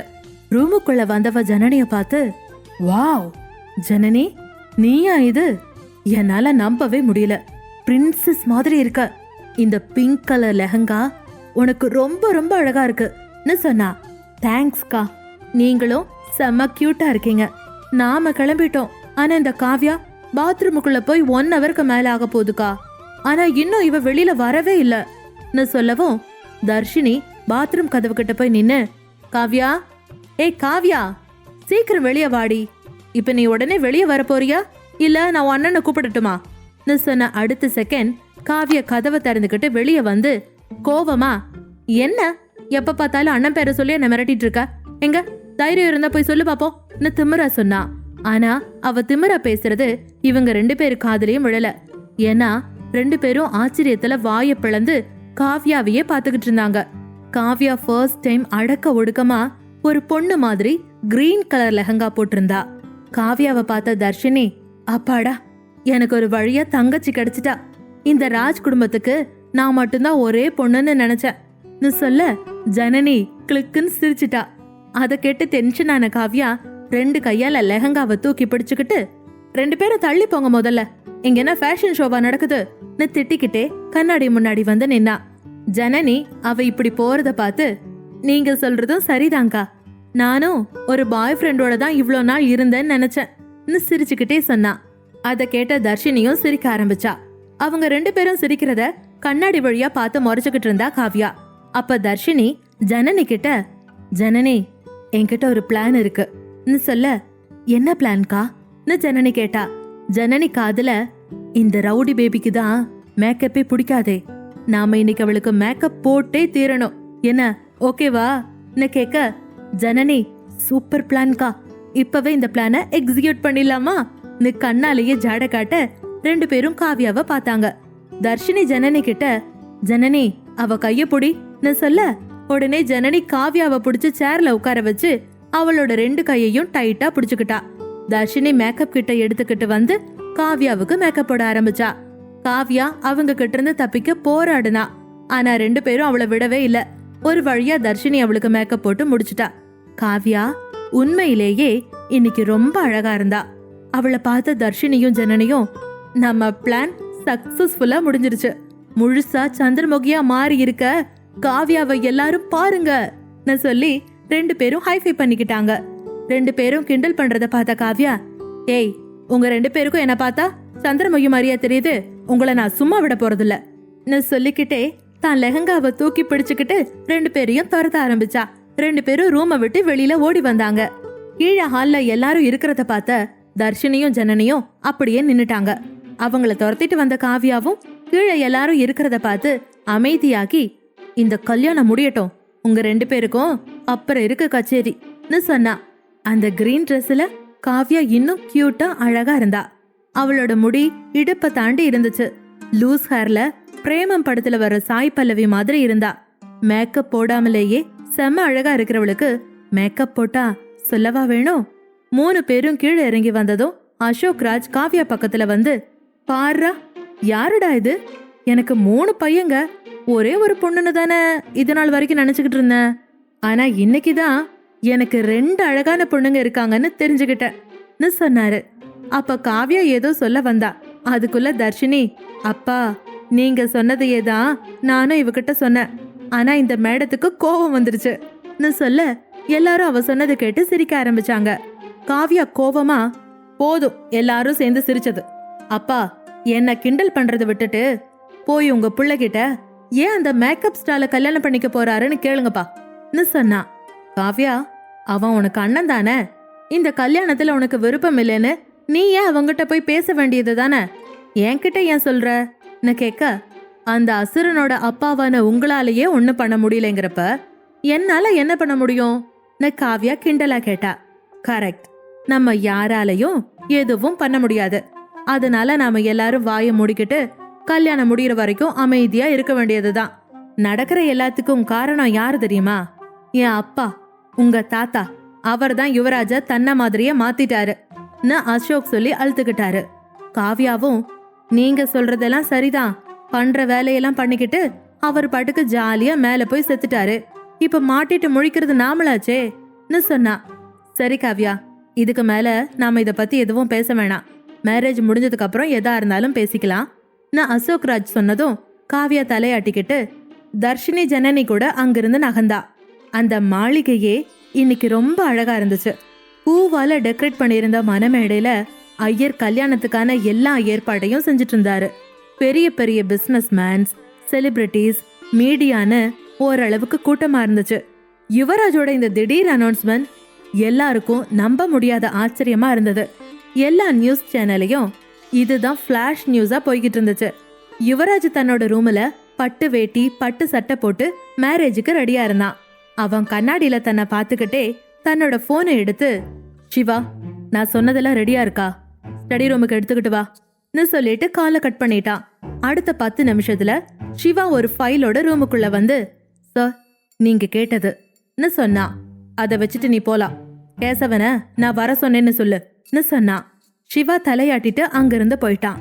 சிவா வெளியில போன அடுத்த 5வது நிமிஷத்துல கேசவன் யுவராஜ தேடி வந்தாரு. கேசவன் முகம் முழுக்க அவ்வளோ சந்தோஷம். மாப்பிள, என்ன கூப்பிட்டீங்களாமே, என்ன விஷயம்னு சொல்லுங்க சீக்கிரம், இன்னும் நிறைய வேலை இருக்குன்னு பரபரப்பா சொல்ல, மிஸ்டர் கேசவன், அதான் எனக்கும் உங்க பொண்ணுக்கும் கல்யாணம் நடக்க போகுதே, நீங்க ஷேர் டாக்குமெண்ட்ல சைன் பண்ணி கொடுக்கலாமே கேட்க, கேசவன் சிரிச்சுக்கிட்டே, அதுக்கு என்ன அவசரம் மாப்பிள, முதல்ல கல்யாணம் முடியட்டுமே, அதுக்கப்புறமா நாம இதெல்லாம் பாத்துக்கலாம்னு சொன்னாரு. என்ன மிஸ்டர் கேசவன், இன்னுமா என் மேல உங்களுக்கு நம்பிக்கை வரல? அதான் கல்யாணம் வரைக்கும் வந்துட்டோமே, இதுக்கப்புறம் நான் உங்களை ஏமாத்திடுவேன்னு நீங்க நினைக்கிறீங்களா? குதர்க்கமா கேட்டான். ஐயையோ, அப்படியெல்லாம் இல்ல மாப்பிள. இப்ப என்ன, ஷேர் டாக்குமெண்ட்ல நான் சைன் பண்ணணும், அவ்வளவுதானே. சரி கொடுங்க சொல்லி யுவராஜ் கையில இருந்த டாக்குமெண்ட்டை வாங்கி, கேசவன், யுவராஜ், நான் சின்ன மீனை போட்டு பெரிய மீனை பிடிக்க போறேன். இந்த 40% ஷேரை நான் இழக்கிறதுனால உன்னோட சொத்து மொத்தமா என் கைக்கு வரப்போகுதுன்னு மனசுக்குள்ள நினைச்சுக்கிட்டு எல்லாத்துலயும் சைன் போட்டாரு. யுவராஜ் அவர் சைன் போடுறத பார்த்து மனசுக்குள்ள, என்ன கேசவன், நான் உங்ககிட்ட ஏமாந்துட்டேன்னு நினைச்சிட்டீங்களா? யாரு ஏமாற போறாங்கன்னு இன்னும் கொஞ்ச நேரத்துல தெரியும் கேசவனை பார்த்து வன்மத்தோட சிரிச்சுக்கிட்டு இருந்தான் யுவராஜ். சைன் போட்டு முடிச்ச கேசவன், மாப்பிள, நீங்க சொன்ன மாதிரி சைன் போட்டுட்டேன், இனி உங்களுக்கு எந்த பிரச்சனையும் இல்லையே கேட்க, அதெல்லாம் எதுவும் இல்ல, வாங்க நாம கீழே போலான்னு சொல்ல, சரி வாங்க மாப்பிள போலாம்னு சொல்லிட்டு கேசவன் யுவராஜ் கையை பிடிச்சு அழைச்சுக்கிட்டு போனாரு. கீழே எல்லாரும் யுவராஜுக்காக காத்துட்டு இருந்தாங்க. யுவராஜ் கேசவனோட படியில கீழே இறங்கி வந்தான். எல்லோரோட பார்வையும் யுவராஜ் பக்கம் திரும்பிச்சு. காவியா தன் பக்கத்துல நின்னுகிட்டு இருந்த ஜனனி கிட்ட, ஹே மச்சி, இந்த மான்ஸ்டர் என் கண்ணுக்கு தான் அழகா தெரியுதா இல்ல உன் கண்ணுக்கும் அப்படிதான் தெரியுதான்னு தன்னோட கண்ணை கசக்கிக்கிட்டே கேட்க, ஆமா காவியா, என் கண்ணுக்கும் உன் அண்ணன் அழகாதான் தெரிகிறாருன்னு சொல்ல, காவியா பெருமூச்சு விட்டுட்டு, இன்னைக்கு இவன் கல்யாணத்தை பார்த்து எத்தனை பொண்ணுங்க மனசு உடைய போகுதோ தெரியலையேன்னு சிரிச்சுக்கிட்டே சொன்னான். இவன் என்னதான் பொண்ணுங்களுக்கு ட்ரீம் பாயா இருந்தாலும் இவன் எப்பவுமே டெவில் பாய் தான், அதை எப்பவுமே மாத்த முடியாதுன்னு அவனை பார்த்து ஜனனி மனசுக்குள்ள நினைச்சுக்கிட்டு இருக்கிறப்ப யுவராஜோட கண்களும் ஜனனி பக்கம் திரும்புச்சு. ஐயோ, அவன் ஏண்டி ஒன்ன பாக்குறான், பார்வைய திருப்புன்னு நினைச்ச ஜனனி தான் பக்கத்துல இருந்த தர்ஷினி பக்கம் முகத்தை திருப்பி ஏதோ பேச ஆரம்பிச்சா. ஜனனிய பார்த்துக்கிட்டே கீழே இறங்கி வந்த யுவராஜ் தன்னோட அசிஸ்டன்ட் சிவாவை பார்த்து ஏதோ சிக்னல் காட்டினா. அப்புறம் அங்கிருந்து சில பிசினஸ் மேன்கள் கிட்ட பேசிக்கிட்டு மனமேடைக்கு போய் உட்கார்ந்தான். ஐயர் மந்திரத்தை சொல்ல ஆரம்பிச்சாரு. கொஞ்ச நேரம் கழிச்சு, முகூர்த்தத்துக்கு நாழி ஆயிடுத்து, பொண்ணு கூட்டிட்டு வாங்கோன்னு சொன்னதும் சஞ்சனாவோட ஃப்ரெண்ட்ஸ் அவளை கூட்டிட்டு வந்தாங்க. சஞ்சனா மனமேடையில வந்து உட்கார்ந்ததும் கல்யாண பொண்ணு பண்ண வேண்டிய சம்பிரதாயத்தை ஐயர் சொல்ல சொல்ல சஞ்சனா செய்ய ஆரம்பிச்சா. மணி 10 ஆச்சு. அது வரைக்கும் அமைதியா கூலா உட்கார்ந்திருந்த யுவராஜ் தலையை நிமித்தி பார்த்தான். ரஜினி ஸ்டைல்ல விரல்ல ஒரு சொடுக்கு போட்டான். சிவா டெக்னீஷியனுக்கு சிக்னல் கொடுத்தான். அடுத்த செகண்ட் அங்க இருந்த எல்லா டிவிலையும் லைவா ஓடிக்கிட்டு இருந்த இவங்க கல்யாணம் ஸ்டாப் ஆகி வேறொரு வீடியோ ப்ரொஜெக்ட் ஆக ஆரம்பிச்சது. எல்லாரும் ஷாக் ஆகி டிவிய பார்க்க ஆரம்பிச்சாங்க. கொஞ்ச நேரத்திலேயே ஐயர் மந்திரம் சொல்றது நிறுத்த ஒரு குரல் எல்லோரோட கவனத்தையும் திசை திருப்புச்சு. எல்லோரோட கவனமும் பங்களா முழுக்க அங்கங்க அந்த கல்யாணத்தை லைவா டெலிகாஸ்ட் பண்ணிக்கிட்டு இருந்த டிவி பக்கம் திரும்பிச்சு. அந்த டிவில கேசவன் தெரிஞ்சாரு. அவரோட வாய்ஸ் தான் எல்லோரோட கவனத்தையும் திசை திருப்புச்சு. சட்டுன்னு எல்லாரும் அமைதியாகி டிவி ஸ்கிரீனையே பார்க்க ஆரம்பிச்சாங்க. பாவம் இந்த யுவராஜ், என் பவர் என்னன்னு தெரியாம விளையாடிட்டு இருக்கான். என் பொண்ணு அவன் கல்யாணம் பண்றதுதான் அவன் லைஃப்லயே அவன் எடுத்த ராங் டிசிஷன். இனி அவன் தான் எனக்கும் என்னோட பொண்ணுக்கும் ஃபுல் டைம் வேலைக்காரன். இனி ராஜ் குரூப் ஆஃப் கம்பெனின்னு ஒன்னு இருக்கவே இருக்காது. என்னோட காலுக்குள்ளேயே வச்சு நசுக்க போறேன். இனி இந்த கேசவன் தான் one and only business king. தண்ணி அடிச்சபடி தெனாவட்டா பேசிக்கிட்டு இருந்தாரு.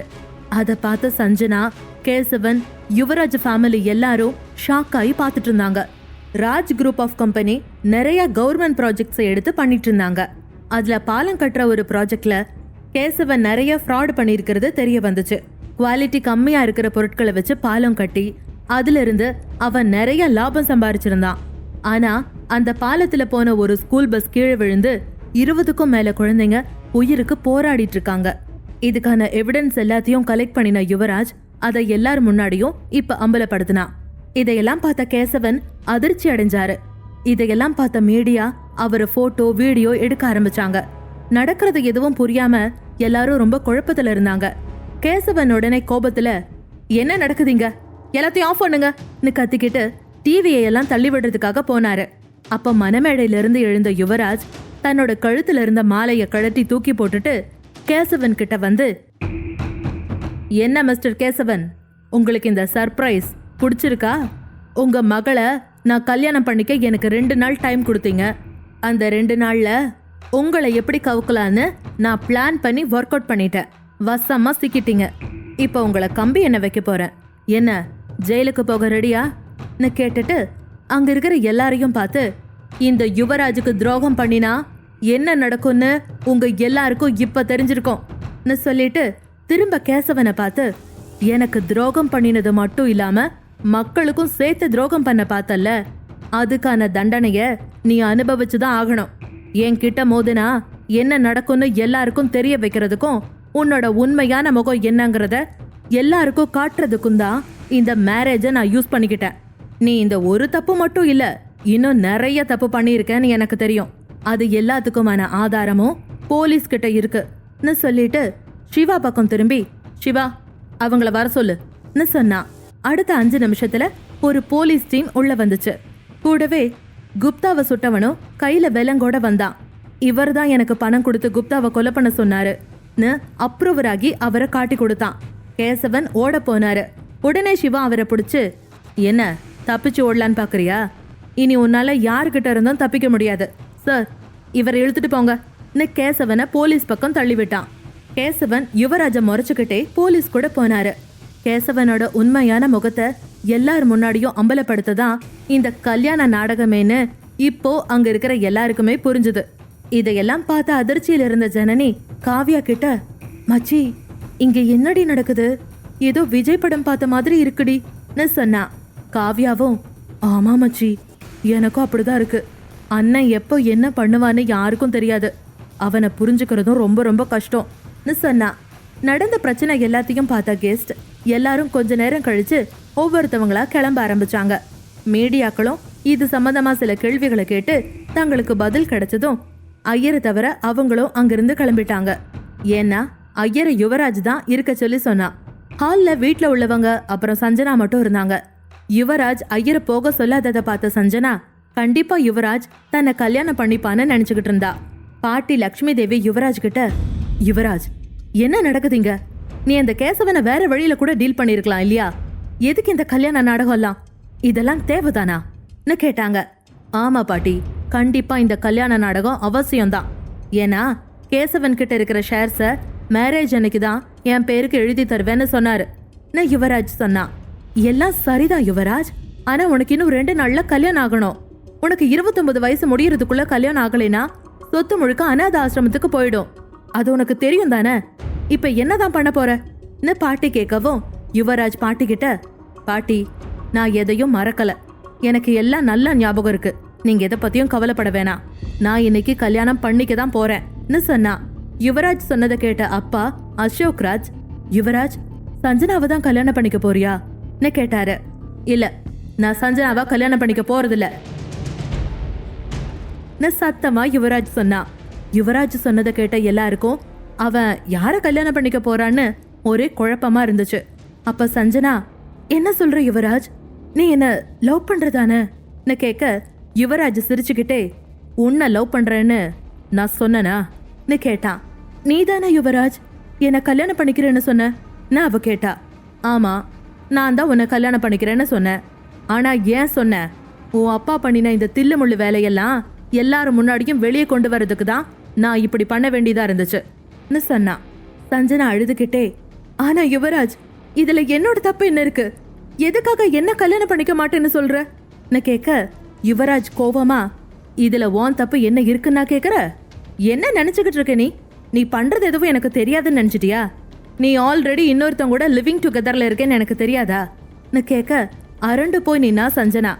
என்ன உனக்கு ஒரு வீடியோ போடணுமான்னு கேட்டான்.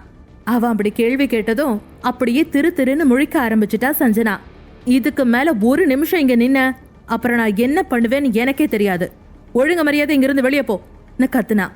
யுவராஜ் உச்சகட்டமா கோவப்படுறத பார்த்த சஞ்சனா இதுக்கு மேல தான் இங்க இருந்தா சரி வராதுன்னு அங்கிருந்து கிளம்பிட்டா. இங்க என்ன நடக்குதுன்னு ஒண்ணுமே புரியாம எல்லாரும் ஒருத்தர் முகத்தை ஒருத்தர் பார்த்து குழம்பி போய் நின்னுகிட்டு இருந்தாங்க. அசோக் ராஜ் திரும்பவும் யுவராஜ் கிட்ட, நீ சஞ்சனாவை கல்யாணம் பண்ணிக்கலனா நீ வேற யாரதான் கல்யாணம் பண்ணிக்க போறன்னு கேட்டாரு. அசோக் ராஜ் சொன்னதை கேட்ட யுவராஜ் ஜனனிய பார்த்தபடியே அவகிட்ட போனா. யுவராஜ் தன்னை நோக்கி வரத பார்த்த ஜனனி பயந்து போய் காவ்யா கிட்ட, ஏய் எதுக்கடி உன் அண்ணன் நம்ம கிட்ட வர்றாரு நான் பயந்துகிட்டே கேட்டா. காவ்யாவும் எனக்கு என்னடி தெரியும், நான் இன்னைக்கு எந்த தப்பும் பண்ணலையே அவ சொல்லிக்கிட்டு இருக்கிறப்போ யுவராஜ் ஜனனி கிட்ட வந்து அவன் கைய நீட்டினா. ஜனனி அதிர்ச்சியாகி பார்க்க எல்லாரும் ஸ்டன் ஆகி நின்னாங்க. யுவராஜ் ஜனனி கைய பிடிச்சு மனமேடைக்கு அழைச்சுக்கிட்டு போனான். நடக்கிறத பார்த்த எல்லாரும் அதிர்ச்சியில உறைஞ்சு போய் நின்னுக்கிட்டு இருந்தாங்க. அதே சமயம் ஜனனியும் ஒன்னும் புரியாம யுவராஜ பார்த்தா. அவளுக்கு இப்ப என்ன பண்றதுன்னே தெரியல. அவங்கிட்ட இருந்து தன்னோட கைய விடுவிக்க ட்ரை பண்ணினா. இத பார்த்த லக்ஷ்மி தேவி, யுவராஜ் நீ என்ன பண்ணிட்டு இருக்க கோவமா கேட்டாங்க. நான் ஜனனிய தான் கல்யாணம் பண்ணிக்க போறேன் எல்லார் காதுலயும் விழுகிற மாதிரி சத்தமா சொன்னான். யுவராஜோட முகத்தை பார்த்து யாராலும் எதுவும் சொல்ல முடியல. காவ்யா மனசுக்குள்ள, என்னது இந்த டெவில் ஜனனிய கல்யாணம் பண்ணிக்க போதா? ஐயோ, என்னோட பெஸ்ட் ஃப்ரெண்ட இந்த பிசாசு கிட்ட இருந்து நான் எப்படி காப்பாத்துவேன்? நான் ஏதாவது பண்ணி உடனே இதை தடுத்தாகணும், இல்லைன்னா அவளோட வாழ்க்கையே போயிடும் நினைச்சுக்கிட்டே யுவராஜ் கிட்ட போக போனா. அதுக்குள்ள பாட்டி லட்சுமி தேவி அவ கைய பிடிச்சு அமைதியா இருன்னு சைகை காட்டினாங்க. வேற வழி இல்லாம காவ்யாவும் அப்படியே நின்னுட்டா. யுவராஜ் ஜனனிய மனமேடைக்கு நடுவுல இருக்கிற யாகத்துக்கிட்ட அழிச்சுக்கிட்டு போய் அவளை உட்கார வச்சுட்டு அங்கிருந்த ஒரு மாலையை எடுத்து அவ கழுத்துல போட்டு விட்டு தானும் ஒரு மாலையை எடுத்து போட்டுக்கிட்டு அவ பக்கத்துல உட்கார்ந்தான். ஐயரை பார்த்து, என்ன திகச்சு போய் உட்காந்துட்டீங்க ஐயரே? மந்திரத்தை சொல்லுங்க, சுதி சுத்தமா இருக்கணும்னு சொன்னா. நடக்கிறதையெல்லாம் பார்த்து அதிர்ச்சியில உறைஞ்சு போன ஜனனி, என்னது நான் இந்த டெவில கல்யாணம் பண்ணிக்கணுமா? இங்க என்ன நடக்குது? நடக்கிறதெல்லாம் கனவா இல்ல நனவா? நீ யோசிச்சுக்கிட்டே தன்னை இந்த டெவில் கிட்ட இருந்து காப்பாத்த யாராவது வரமாட்டாங்களான்னு அங்க இருக்கிறவங்கள சுத்தி முத்தி பார்த்தா. ஆனா யாரும் அவளுக்கு உதவ முன் வர மாதிரி தெரியல. இந்த கல்யாணத்தை யாரும் தடுத்து நிறுத்த மாட்டாங்கன்னு புரிஞ்சுக்கிட்டவ இனி தன்னை தானே தான் காப்பாத்திக்கணும்னு தைரியத்தை வரவழைச்சுக்கிட்டு, ஹலோ மிஸ்டர் யுவராஜ், என்ன பண்ணிட்டு இருக்கீங்க? நீங்க பாட்டுக்கு உங்க இஷ்டத்துக்கு என் கையை பிடிச்சி இழுத்துக்கிட்டு வந்து இப்படி உட்கார வச்சுட்டீங்க. எனக்கு உங்களை கல்யாணம் பண்ணிக்க விருப்பம் இல்லன்னு கேட்டு கோபமா கத்தலான்னு வாயை திறந்து ஹலோ யூன்னு சொல்ல ஆரம்பிச்சா. சாதாரண திரும்பி பார்த்தா அவளை முறைச்சான் யுவராஜ். அவ்வளோதான், அவன் கண்ணை பார்த்த ஜனனிக்கு உடனே அவன் குப்தாவை துப்பாக்கியில சுட்டதுதான் ஞாபகம் வந்துச்சு. உடனே அவ ஸ்விட்ச் ஆஃப் பண்ணின பல்பு மாதிரி ஆஃப் ஆயிட்டா. ஏன்னு தெரியல, அதுக்கு மேல அவளால பேச முடியல. காவியா, தர்ஷினி, அசோக் ராஜ், ஏன் பாட்டி எல்லாருக்குமே அது ஆச்சரியமா தான் இருந்துச்சு. ஐயர் மந்திரம் சொல்லி முடிச்சுட்டு தாலியை எடுத்து யுவராஜ் கையில கொடுத்து ஜனனி கழுத்துல கட்ட சொன்னாரு. யுவராஜும் தாலியை வாங்கி ஜனனி கழுத்துல கட்டுனா. ஜனனி அவனையே பாத்துக்கிட்டு இருந்தா. அவளால அவனை தடுக்க முடியல. இந்த கல்யாணம் என்னோட சம்மதம் இல்லாம நடக்குதுன்னு எனக்கு தெரியுது, ஆனாலும் ஏன் என்னால இதை தடுக்க முடியலன்னு யோசிச்சா. யுவராஜும் அவளை பாத்துக்கிட்டே தாலி கட்டுனா. அவ்வளோதான், 2 நிமிஷத்துல கல்யாணமே முடிஞ்சிருச்சு. இனி இந்த பாகுபலி யுவராஜுக்கு ஜனனி தான் தேவசேனான்னு கடவுளே லாக் பண்ணிட்டாரு. இனி இவங்க 2 பேர் வாழ்க்கையும் அவங்க எப்படி நடந்துக்க போறாங்கங்கறத பொறுத்து தான் அமைய போகுது. ஐயர் அவங்க 2 பேரையும் அக்னிய சுத்தி வர சொன்னாரு. யுவராஜ் எழுந்து ஜனனிய பார்த்தான். ஆனா ஜனனி அப்படியே அதிர்ச்சியில உறைஞ்சு போய் உட்கார்ந்திருந்தா. அவ எழுந்திருக்காதத பார்த்த யுவராஜ் ஜனனி கூப்பிட்டான். ஆனா இப்ப அவனோட குரல்ல கனிவுதான் இருந்துச்சு. அந்த குரலும் அவன் கூப்பிட்ட விதமும் ஜனனிய தானா எழுந்திருக்க வச்சுச்சு. அவ கைய பிடிச்சுக்கிட்டு வேள்விய சுத்த ஆரம்பிச்சான். 3 சுத்து முடிஞ்சதும் அம்மி மிதிச்சு அவ கால் விரல்ல மெட்டிய போட்டு விட்டான். அவனோட விரல் பட்டதும் அவளுக்குள்ள வார்த்தைகள்ல சொல்ல முடியாத ஒரு சிலிர்ப்பான அனுபவம் உண்டாச்சு. ஆனாலும் அவன் எப்படி ஏன் சம்மந்தம் இல்லாம என்னோட கழுத்துல தாலி கட்டலான்னு கோபமும் பொங்கி வந்துச்சு. ஐயர், கல்யாணத்துக்கான சடங்கெல்லாம் முடிஞ்சிடுத்து. நீங்க 2 பேரும் இன்னையில இருந்து புருஷன் பொண்டாட்டி ஆயிட்டேள். இப்ப பெரியவங்க கால்ல விழுந்து ஆசீர்வாதம் வாங்கிக்கோங்கன்னு சொன்னாரு. யுவராஜ் ஜனனி கைய பிடிச்சு ஜோடியா நடந்து போய் பாட்டி கிட்ட மட்டும் ஆசீர்வாதம் வாங்கிக்கிட்டான். மத்தவங்க யாருக்கிட்டையும் ஆசீர்வாதம் வாங்கல. இத பார்த்த அசோக் ராஜுக்கும் காதம்பரிக்கும் என்னவோ போல இருந்துச்சு. அசோக் ராஜ் ஏதோ சொல்ல வந்தாரு. யுவராஜ் உடனே, நீங்க என்ன சொல்ல வர்றீங்கன்னு எனக்கு தெரியும். ஜனனிக்கு 21 வயசானதும் எங்க 2 பேருக்கும் ரெஜிஸ்டர் மேரேஜ் நடக்கும். மத்தது அப்புறம் பேசிக்கலாம்னு சொல்லிட்டு நேரா தன்னோட ரூமுக்கு போயிட்டான். அங்கிருந்து யுவராஜ் போனதுக்கு அப்புறம் காதம்பரி ஜனனி கிட்ட வந்து, அன்பா, உங்க 2 பேருக்கும் இப்ப கல்யாணம் ஆயிடுச்சு. நீ முழு மனசோட அவனை ஏத்துக்கணும்னு சொன்ன அடுத்த நிமிஷம் இத கேட்டு சுயநினைவுக்கு வந்த ஜனனி, எனக்கு என்னாச்சு? எனக்கு கல்யாணம் ஆயிடுச்சா? அதுவும் இந்த டெவில் கூட? இனி நான் எப்படி இவன் கூட வாழ போறேன்? இதை நான் ஏத்துக்கிட்டுதான் ஆகணுமா? பல எண்ணம் அவ மனசுக்குள்ள ஓடுச்சு. கழுத்துல இருந்த மஞ்சத்தாளிய ஒரு முறை தொட்டு பாத்துக்கிட்டா. அதுக்கு மேல அவளால அந்த அழுத்தத்தை தாங்கிக்கவே முடியல. அடக்கி வச்சிருந்த அழுகைய மொத்தமா கொட்டி தீத்தா ஜனனி. என்ன ஆன்ட்டி நினைச்சுக்கிட்டு இருக்கீங்க எல்லாரும்? அவர் பாட்டுக்கு என் கையை பிடிச்சு பரபரன்னு இழுத்துட்டு போய் தாலியை கட்டிட்டாரு. நீங்க யாரும் அவரை தடுக்கவே இல்லைல்ல. உங்க எல்லாராலையும் இப்ப என்னோட வாழ்க்கை பாழாயிடுச்சு. கேட்க யாரும் இல்லைன்னு தானே நீங்களும் இப்படி அமைதியா இருந்துட்டீங்க. என்ன காவ்யா இதெல்லாம்? அவ கோபமா கேட்க காவ்யாக்கும் அழுக வந்துருச்சு. சாரி மச்சி, என்னை மன்னிச்சிடு. என்னால எதுவும் பண்ண முடியல. ஆனா உண்மையிலேயே உனக்கு நடந்தது அநியாயம்தான். பாட்டி, நீங்களாவது தடுத்து நிறுத்தி இருக்க கூடாதான்னு கேட்க லக்ஷ்மி தேவி, காவ்யா நீ அமைதியாயிரு. நடக்க வேண்டியதெல்லாம் நடந்து முடிஞ்சிருச்சு. இனி நம்மனால எதையும் மாத்த முடியாதுன்னு சொன்னாங்க. காதம்பரி ஜனனியோட கைய பிடிச்சுக்கிட்டு, ஜனனி உன்னோட கோவம் நியாயமானதுதான், இல்லைன்னு நாங்க சொல்ல வரல. ஆனா யுவராஜ் ரொம்ப நல்லவன். அவனோட கோவமான முகத்தை மட்டும்தான் நீ பாத்திருக்க. ஆனா அவனுக்குள்ளயும் ஒரு நல்ல மனசு இருக்கு. உண்மையிலேயே அவன் ரொம்ப நல்லவம்மா. என்ன நீ நம்புன்னு சொன்னாங்க. ஜனனி நீ வருத்தப்படாதம்மா. நீ எப்பவும் இந்த வீட்டு பொண்ணுதான். நாங்க அப்படிதான் உன்னை பாத்துக்கிட்டோம். நீ உரிமையோட இந்த வீட்டுல இருக்கலாம். அவன் உன்னை நல்லா பாத்துப்பான். அது மட்டும் என்னால உறுதியா சொல்ல முடியும். அசோக் ராஜ் ஆறுதல் சொன்னாரு. ஜனனி எதுவும் பேசாம அமைதியா எல்லார் பேசுறதையும் கேட்டுக்கிட்டு இருந்தா. அப்ப காவ்யா ஜனனி கைய பிடிச்சு இழுத்துக்கிட்டு நேரா தன்னோட ரூமுக்கு போய் கதவை சாத்துனா. காவ்யா கோவமா, உனக்கு என்னடியாச்சு? இப்ப வந்து இவ்வளவு சவுண்டு கொடுக்கற? என் அண்ணன் தான் உன்னை இழுத்துக்கிட்டு போய் தாலி கட்டுறாருன்னா நீ எதுவுமே சொல்லவே இல்லன்னு கேட்க, ஜனனியால அந்த கேள்விக்கு உடனடியா பதில் சொல்ல முடியல. ஆனாலும் நான் எதுவும் சொல்லலன்னு உனக்கு தெரியுமா? நான் அவரை தடுக்க ட்ரை பண்ணினேன். ஆனா அவர் கண்ணை பார்த்த உடனே என்னால எதுவுமே பண்ண முடியல. அதான் அமைதி ஆயிட்டேன்னு சொல்ல, நீ அமைதியா இருந்ததுனாலதான் இப்ப நீ அவரோட பொண்டாட்டி ஆயிட்டன்னு சொல்ல அப்படியே பெட்ல உட்காந்துட்டா ஜனனி. அவ கண்ணுல இருந்து கண்ணீர் வந்துகிட்டே இருந்துச்சு. காவ்யாவும் அதுக்கு மேல அவளை டிஸ்டர்ப் பண்ண விரும்பல, அமைதியா இருந்துட்டா. 3 மணி நேரம் கழிச்சு அங்க வந்த காதம்பரி ஜனனிக்கு சாப்பிட ஜூஸ் கொடுத்தாங்க. வேண்டான்னு சொன்னவளை அதட்டி குடிக்க வச்சாங்க. அவ குடிச்சு முடிச்சதும், ஜனனி இனி நீ இந்த ரூம்ல இருக்க கூடாதுமா. நீ யுவராஜோட ரூம்ல தான் இருக்கணும், வான்னு சொல்ல, என்ன ஆண்டி சொல்றீங்க? அந்த டெவில் கூட இருக்க சொல்றீங்களா? ஐயோ, என்னாலலாம் இருக்க முடியாது. அவர் வீட்ல இருந்தாலே நான் பயந்துகிட்டு ரூமை விட்டு வெளியில வர மாட்டேன்.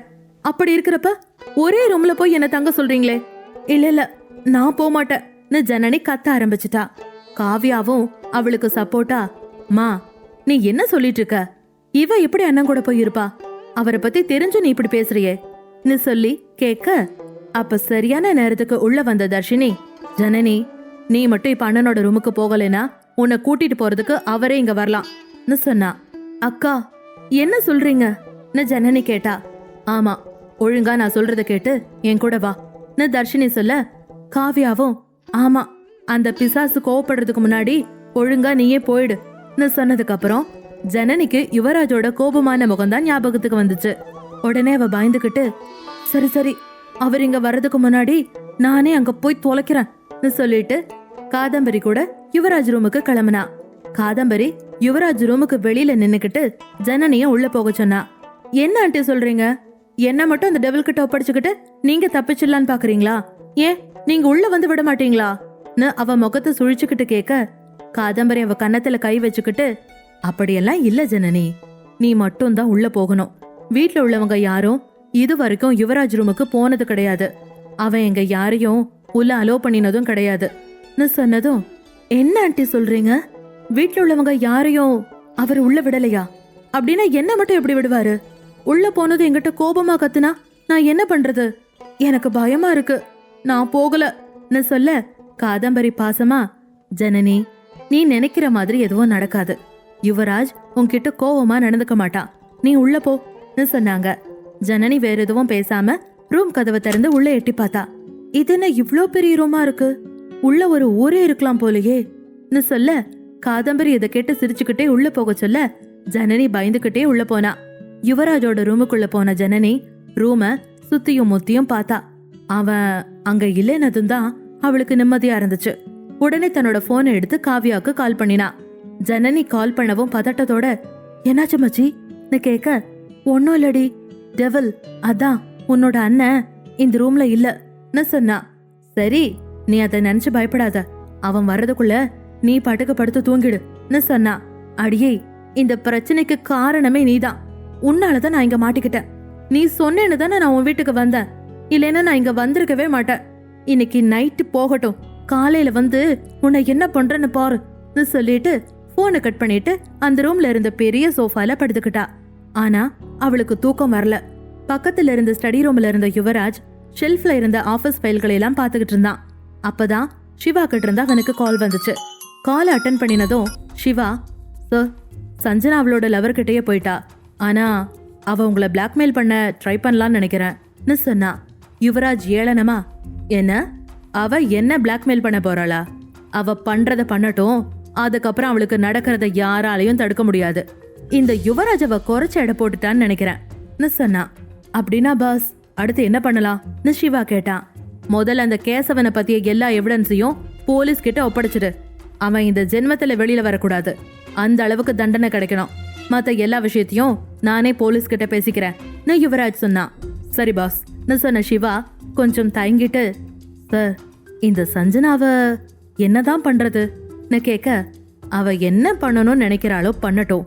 அதுக்கப்புறம் உன்கிட்ட இருக்கிற போட்டோவை நீ சோசியல் மீடியால அப்லோட் பண்ண. அன்னைக்கு நைட் அவ உண்மையிலேயே யாரோட இருந்தான்னு எல்லாரும் தெரிஞ்சுக்க வேணாமான்னு கேட்டான். சிவா உடனே, ஓகே பாஸ், நீங்க சொன்ன மாதிரியே பண்ணிடுறேன்னு சொன்னா. யுவராஜ் போன் பேசி முடிச்சுட்டு தன்னோட ரூமுக்கு போனா. யுவராஜ் ரூமுக்குள்ள இருந்த ஜனனி தூக்கம் வராம புலம்பிக்கிட்டு இருக்கா. தன்னோட ரூம்ல யாரோ இருக்காங்கன்னு தெரிஞ்சுக்கிட்ட யுவராஜ் கதவை திறந்துகிட்டு உள்ள போனா. கதவு திறக்கிற சத்தம் கேட்ட உடனே ஜனனி போர்வை இழுத்து மூடிக்கிட்டா. உள்ள வந்த யுவராஜ் சோஃபால படுத்திருக்கிறது ஜனனி தான்னு தெரிஞ்சுக்கிட்டு அவளை பார்த்ததும் ரொம்ப சந்தோஷம் ஆயிட்டான். அவளை டிஸ்டர்ப் பண்ணாம சிரிச்சுக்கிட்டே போய் ட்ரெஸ் சேஞ்ச் பண்ணிட்டு வந்தான். போர்வை இடுக்கு வழியா அவனை பார்த்த ஜனனி தன் கண்ணை இருக்க மூடிக்கிட்டு, ஐயோ கடவுளே, நீ ஏன் எனக்கு இப்படி ஒரு தண்டனையை கொடுத்துருக்க? இந்த டெவலோட ரூம்ல எங்க நான் நிம்மதியா தூங்குறது நினைச்சுக்கிட்டு இருக்கிறப்ப ட்ரெஸ் சேஞ்ச் பண்ணிக்கிட்டு வந்த யுவராஜ் நேரா ஜனனி கிட்ட வந்தான். யுவராஜ் தங்கிட்ட வர்றத பார்த்ததும் ஜனனிக்கு பயம் தாங்கல. அவளோட இதயம் வேகமா துடிக்க ஆரம்பிச்சது. ஜனனி தூங்குற மாதிரி நடிக்கிறான்னு யுவராஜுக்கு நல்லா தெரிஞ்சது. யுவராஜ் அவ முன்னாடி மண்டி போட்டு அவ மேல இருந்த போர்வையை எடுத்தான். ஜனனி இன்னமும் கண்ணை மூடிக்கிட்டு தூங்குறது மாதிரி நடிச்சுக்கிட்டு இருந்தா. அவ மனசுக்குள்ள, கடவுளே, இங்க என்ன நடக்குது?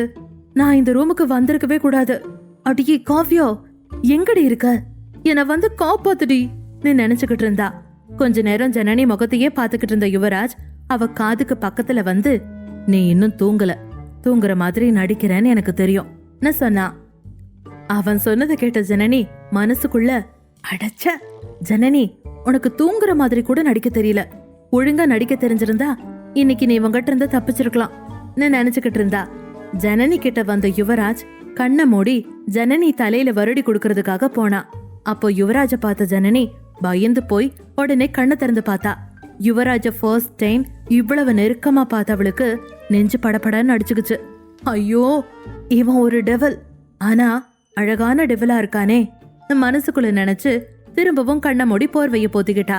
இத பார்த்த யுவராஜ், இப்ப நீ கண்ணை மூடிக்கிட்ட சரி, இனி வாழ்நாள் முழுக்க நீ என்ன பாத்துக்கிட்டு தானே இருக்கணும் நினைச்சு அவளை தொந்தரவு செய்ய வேணான்னு அவன் பெட்ல போய் படுத்துக்கிட்டு அவளை வெச்ச கண்ணு வாங்காம பாத்துக்கிட்டு இருந்தவன் கொஞ்ச நேரத்துல அப்படியே தூங்கிட்டான். அவன் தூங்கினதுக்கு அப்புறம் தான் ஜனனிக்கு நிம்மதியா இருந்துச்சு. பரவாயில்லையே, ஒன்னும் பண்ணாம விட்டுட்டானே, எல்லாரும் சொல்ற மாதிரி கொஞ்சம் நல்லவனாவும் இருப்பானோ குழப்பமா யோசிச்சுக்கிட்டு இருந்தவ அப்படியே படுத்து தூங்கிட்டா. மறுநாள் காலை யுவராஜ் தூங்கி எழுந்து கண்ணை விழிச்சதும் அவன் கண்ணு முன்னாடி ஜனனி இருந்தா. தூங்குறப்ப ஜனனி ரொம்ப அப்பாவியாகவும் அழகாவும் இருந்தா. எழுந்த உடனே முதல்ல தான் காதலிக்கிற பொண்ணோட முகத்தை பார்த்த இந்த டேவை அவனால மறக்கவே முடியாது. ஜனனி குழந்தைத்தனமா தூங்கிட்டு இருக்கிறத பார்த்த அவனுக்கு சந்தோஷமா இருந்துச்சு. கொஞ்ச நேரம் அவளையே பார்த்துக்கிட்டு இருந்துட்டு ஃப்ரெஷ்அப் ஆக எழுந்து போனா. ஜனனி இது எதுவுமே தெரியாம நிம்மதியா தூங்கிட்டு இருந்தா. ஃப்ரெஷ்அப் ஆயிட்டு வந்த யுவராஜ் ஜனனி இன்னும் தூங்கிட்டு இருக்கிறத பார்த்தான். அவளோட ஒரு கால் சோஃபாலையும் இன்னொரு கால் தரையிலயும் இருந்துச்சு. இத பார்த்த யுவராஜ் சிரிச்சுக்கிட்டே அவ பக்கத்துல போய் குட் மார்னிங்னு சொன்னா. அவன் சொன்னது ஜனனி காதுல விழுந்துச்சா இல்லையான்னு தெரியல. அவ புரண்டு படுத்து இழுத்து போத்திக்கிட்டா. யுவராஜ் வேற எதுவும் சொல்லாம கீழே இறங்கி வந்தான். ஹால்ல லக்ஷ்மி தேவி, அசோக் ராஜ், காதம்பரி எல்லாரும் உட்கார்ந்துருந்தாங்க. காதம்பரி யுவராஜ பார்த்த உடனே, தம்பி உட்காருப்பா, நான் உனக்கு டிஃபன் எடுத்து வைக்கிறேன்னு சொன்னாங்க. இல்ல, எனக்கு எதுவும் தேவையில்லன்னு சொல்லிட்டு யுவராஜ் வெளியில போக ஆரம்பிச்சான். அத பார்த்த லக்ஷ்மி தேவி, நில்லு யுவராஜ், இப்ப எங்க போறன்னு கேட்க, யுவராஜ் திரும்பி கூட பார்க்காம ஆபீஸ்க்கு சொல்லிட்டு போய்கிட்டு இருந்தான். உடனே பாட்டி, ஒரு நிமிஷம் இரு, உனக்கு நேத்து தான் கல்யாணம் ஆகியிருக்கு, ஆனா நீ என்னன்னா இன்னைக்கு ஆபீஸ்க்கு கிளம்பிட்டன்னு கேட்க, யுவராஜ் திரும்பி பார்த்து, இப்ப என்ன பாட்டி, நேத்து கல்யாணம் ஆனா இன்னைக்கு ஆபீஸ் போக கூடாதுன்னு ஏதாவது சட்டம் இருக்கா என்னன்னு கேட்க, யுவராஜ், உங்க 2 பேரோட கல்யாணம் யாருக்குமே தெரியாம வீட்ல சிம்பிளா நடந்துருச்சு. நாங்க எல்லாரும் சேர்ந்து ரிசப்ஷன் வைக்கலான்னு பிளான் பண்ணிருக்கோம்னு சொல்ல, ஒரு செகண்ட் நிதானமா அவங்கள பார்த்தவன், ஜனனிய பத்தி யாருக்கும் தெரியக்கூடாது, அது அவளுக்கு பாதுகாப்பா இருக்காது பாட்டி யுவராஜ் சொல்ல, ஏன் இப்படி சொல்றான்னு குழப்பமானாங்க. ஆனா அவன் சொன்னதை ஏத்துக்கிட்ட அசோக்ராஜ், ஆமா இவன் சொல்றதும் சரிதான், ஜனனிய பத்தி இப்போதைக்கு வெளியே தெரிய வர்றது சரியில்லை, அவ இன்னும் சின்ன பொண்ணாதான் இருக்கா, அவளுக்கு இன்னும் பக்குவம் வரணும், இப்போதைக்கு அவளால வெளி உலகத்துல இருக்கிறவங்கள ஹேண்டில் பண்ண முடியாதுன்னு சொன்னாரு. சரி ஓகே, நீ சொல்றதும் ஒரு விதத்துல சரிதான், ரிசப்ஷன் வைக்க வேணாம் ஓகே, ஆனா அவ மருமகளா இன்னைக்கு முதல் நாள் சமைக்கணும், அத நீ சாப்பிடணும், அந்த சடங்கையாவது செய்யலாமா இல்லையா லக்ஷ்மி கேட்க, அசோக்ராஜ், சரிம்மா உங்க விருப்பப்படி இதை பண்ணிடலாம்னு சொன்னாரு. லக்ஷ்மி தேவி உடனே, சரி நம்மளோட புது மருமக எங்க காணோம்னு கேட்க, மாடியிலிருந்து கீழே இறங்கி வந்த காவ்யா, உங்களோட புது மருமக இந்நேரம் குப்புறப்படுத்து கும்பகரணம் மாதிரி தூங்கிட்டு இருப்பா, இதுல அவ உங்களுக்கு இன்னைக்கு சமைச்சு வேற கொடுக்கணுமா, தண்ணிய கொடுத்தா நல்லா சூடு பண்ணி தருவா, அதுவே அவளுக்கு பெரிய வேலைன்னு சொல்ல, எல்லாத்தையும் கேட்டுக்கிட்டு இருந்த யுவராஜ் சட்டுன்னு திரும்பி மாடிக்கு போனான். ஆ, நம்ம யுவராஜா எதுன்னு ஆச்சரியமா அவன் போறதையே பாத்துட்டு இருந்தாங்க. காவ்யா சொன்னது மாதிரியே ஜனனி நல்லா கொரட்டை விட்டு தூங்கிட்டு இருந்தா. யுவராஜ் அவ பக்கத்துல போய், ஜனனி எழுந்துரு, விடுஞ்சிடுச்சுன்னு எழுப்பினா. புரண்டு படுத்த ஜனனி, இன்னும் கொஞ்ச நேரம் தூங்குறனே ப்ளீஸ்ன்னு சொன்னா. யுவராஜ் உடனே, இல்ல இப்ப நீ உடனே எழுந்திருக்கணும்னு சொன்னா. யுவராஜ் சொன்னதை காதுல வாங்காம ஜனனி தூங்கிட்டு இருந்தா. யுவராஜ் உடனே அவ பக்கத்துல போய் போர்வைய பிடிச்சு இழுத்தான். இதனால கோபமான ஜனனி உடனே எழுந்து உட்காந்துக்கிட்டு, என்கிட்ட இருந்து போர்வைய பிடுங்க, உனக்கு எவ்வளவு தைரியம்னு கோபமா கேட்டா. எதிர்க்க யுவராஜ் நிக்கிறத பார்த்ததும் அப்படியே அமைதி ஆயிட்டா. ஐயோ இவனா நினைச்ச ஜனனி, ஐயோ சாரி மன்னிச்சிருங்க, நீங்க எனக்கு தெரியாதுன்னு பயந்துகிட்டே சொன்னா. ஜனனி இப்படி பேசுறத பார்த்து சிரிச்ச யுவராஜ், கொஞ்சம் சீக்கிரம் ரெடியாக்கி கீழே வா, எல்லாரும் உனக்காக வெயிட் பண்ணிட்டு இருக்காங்கன்னு சொன்னா. விட்டா போதும்னு நினைச்சு, நான் ரெடி ஆயிட்டு வரேன்னு சொல்லிட்டு ரூமை விட்டு வெளியே போக நினைச்சா. இத கவனிச்ச யுவராஜ், எங்க போற நில்லுன்னு சொன்னா. நான் காவ்யாவோட ரூமுக்கு ஃப்ரெஷ் அப் ஆக போறேன், இங்க எதுவுமே இல்லன்னு சொன்னா. அடுத்த செகண்ட் வெளியே யாரோ கதவை தட்டுற சத்தம் கேட்டுச்சு. யுவராஜ் கதவை திறந்தான். வெளியே ஒரு வேலைக்கார அம்மா ஒரு ட்ரெஸ்ஸோட நின்னுக்கிட்டு இருந்தாங்க. ஐயா, இந்த புடவைய பெரியம்மா ஜனனி அம்மா கிட்ட கொடுத்து கட்டிட்டு வர சொன்னாங்கன்னு சொன்னாங்க. சரி, அதை என்கிட்ட கொடுத்துட்டு போங்கன்னு சொல்லி யுவராஜ் அதை வாங்கிட்டு கதவை மூடிட்டு உள்ள வந்து ஜனனி கிட்ட, இப்போ உன்னோட பிரச்சனை சரியாயிடுச்சா, உனக்கு தேவையான ட்ரெஸ் இங்கே வந்துருச்சு, போய் சீக்கிரம் ரெடியாகன்னு சொன்னா. பிரச்சனை எங்க முடிஞ்சது, இதுக்கப்புறம் தான் ஸ்டார்ட் ஆக போகுது, எனக்கு புடவையே கட்ட தெரியாது, இப்ப நான் என்ன பண்றது, காவ்யாவை தான் கூப்பிடணும். அச்சச்சோ, அந்த வில்லங்கம் வேண்டாப்பா, அவளுக்கு புடவைனா என்னன்னே தெரியாது, அதுக்கு நானே கட்டிக்கலாம். கடவுளே, எனக்கு மட்டும் ஏன் இப்படி ஒரு பிரச்சனையை கொடுக்குற. ஜனனி ஏதேதோ யோசிச்சுக்கிட்டு இருக்கிறத பார்த்து, என்ன யோசிச்சுட்டு இருக்க, சீக்கிரம் கிளம்புன்னு சொன்ன. யுவராஜ் கணீர்னு சொன்னதும் அவன் கையில இருந்த புடவைய வாங்கிட்டு ஜனனி பாத்ரூம்குள்ள ஓடிட்டா. கொஞ்ச நேரம் கழிச்சு குளிச்சுட்டு கதவை திறந்து ரூம்ல யுவராஜ் இருக்கானான்னு எட்டி பார்த்தா. அவன் இல்லைங்கிறத உறுதிப்படுத்திக்கிட்டு பாத்ரூம்ல இருந்து வெளியே வந்து யூடியூப்ல சாரி எப்படி கட்டுறதுன்னு சில வீடியோவை பார்த்தா. எப்படியோ அதை பார்த்து ஓரளவுக்கு புடவைய கட்டி முடிச்சுட்டு கண்ணாடியில தன்னை பார்த்துக்கிட்டு, பரவாயில்ல ஜனனி, நீயும் புடவைய நல்லா தான் கட்டியிருக்க, ஆனா எங்கேயோ இடிக்கிற மாதிரி இருக்கே. சரி ஓகே, காதம்பரி ஆண்டி கிட்ட போய் சரி பண்ணிக்கலாம்னு கிளம்பி ரூமை விட்டு வெளியே வந்தா. காதம்பரி அவ கண்ணுல பட்ட உடனே, ஆன்டி ஏன் எனக்கு இந்த புடவை கொடுத்தீங்க, எனக்கு புடவை எப்படி கட்டுறதுன்னு கூட தெரியாது, நான் யூடியூப்ல பார்த்து எப்படியோ கஷ்டப்பட்டு கட்டிட்டு வந்திருக்கேன், ஆனாலும் கொஞ்சம் சரியில்லைன்னு தான் தோணுது அப்படின்னு புடவையை பிடிச்சுக்கிட்டு நின்னுகிட்டு இருந்தா. அவ சொன்னதை கேட்ட காதம்பரி அவளை பார்க்க ஆரம்பிச்சா. ஜனனி மரூன் கலர் சாரியில ரொம்ப அழகா இருந்தா. ஜனனி, நீ இந்த சாரியில ரொம்ப அழகா இருக்க, கொஞ்சம் சரி பண்ணணுவான்னு சொல்லி ஜனனியை அழைச்சுக்கிட்டு போய் சாரிய சரி பண்ணி விட்டுட்டு தன்னோட பீரோல இருந்து ஒரு தோடை எடுத்து ஜனனி கிட்ட கொடுத்து, இத போட்டுக்கோன்னு சொன்னா. ஜனனி அதை போட்டுக்கிட்டா. அப்புறம் 2 பேரும் ஒன்னா கீழே இறங்கி வந்தாங்க. ஜனனிய பார்த்த காவ்யா அவகிட்ட ஓடி வந்து, "ஏய் மச்சி, ரொம்ப அழகா இருக்க."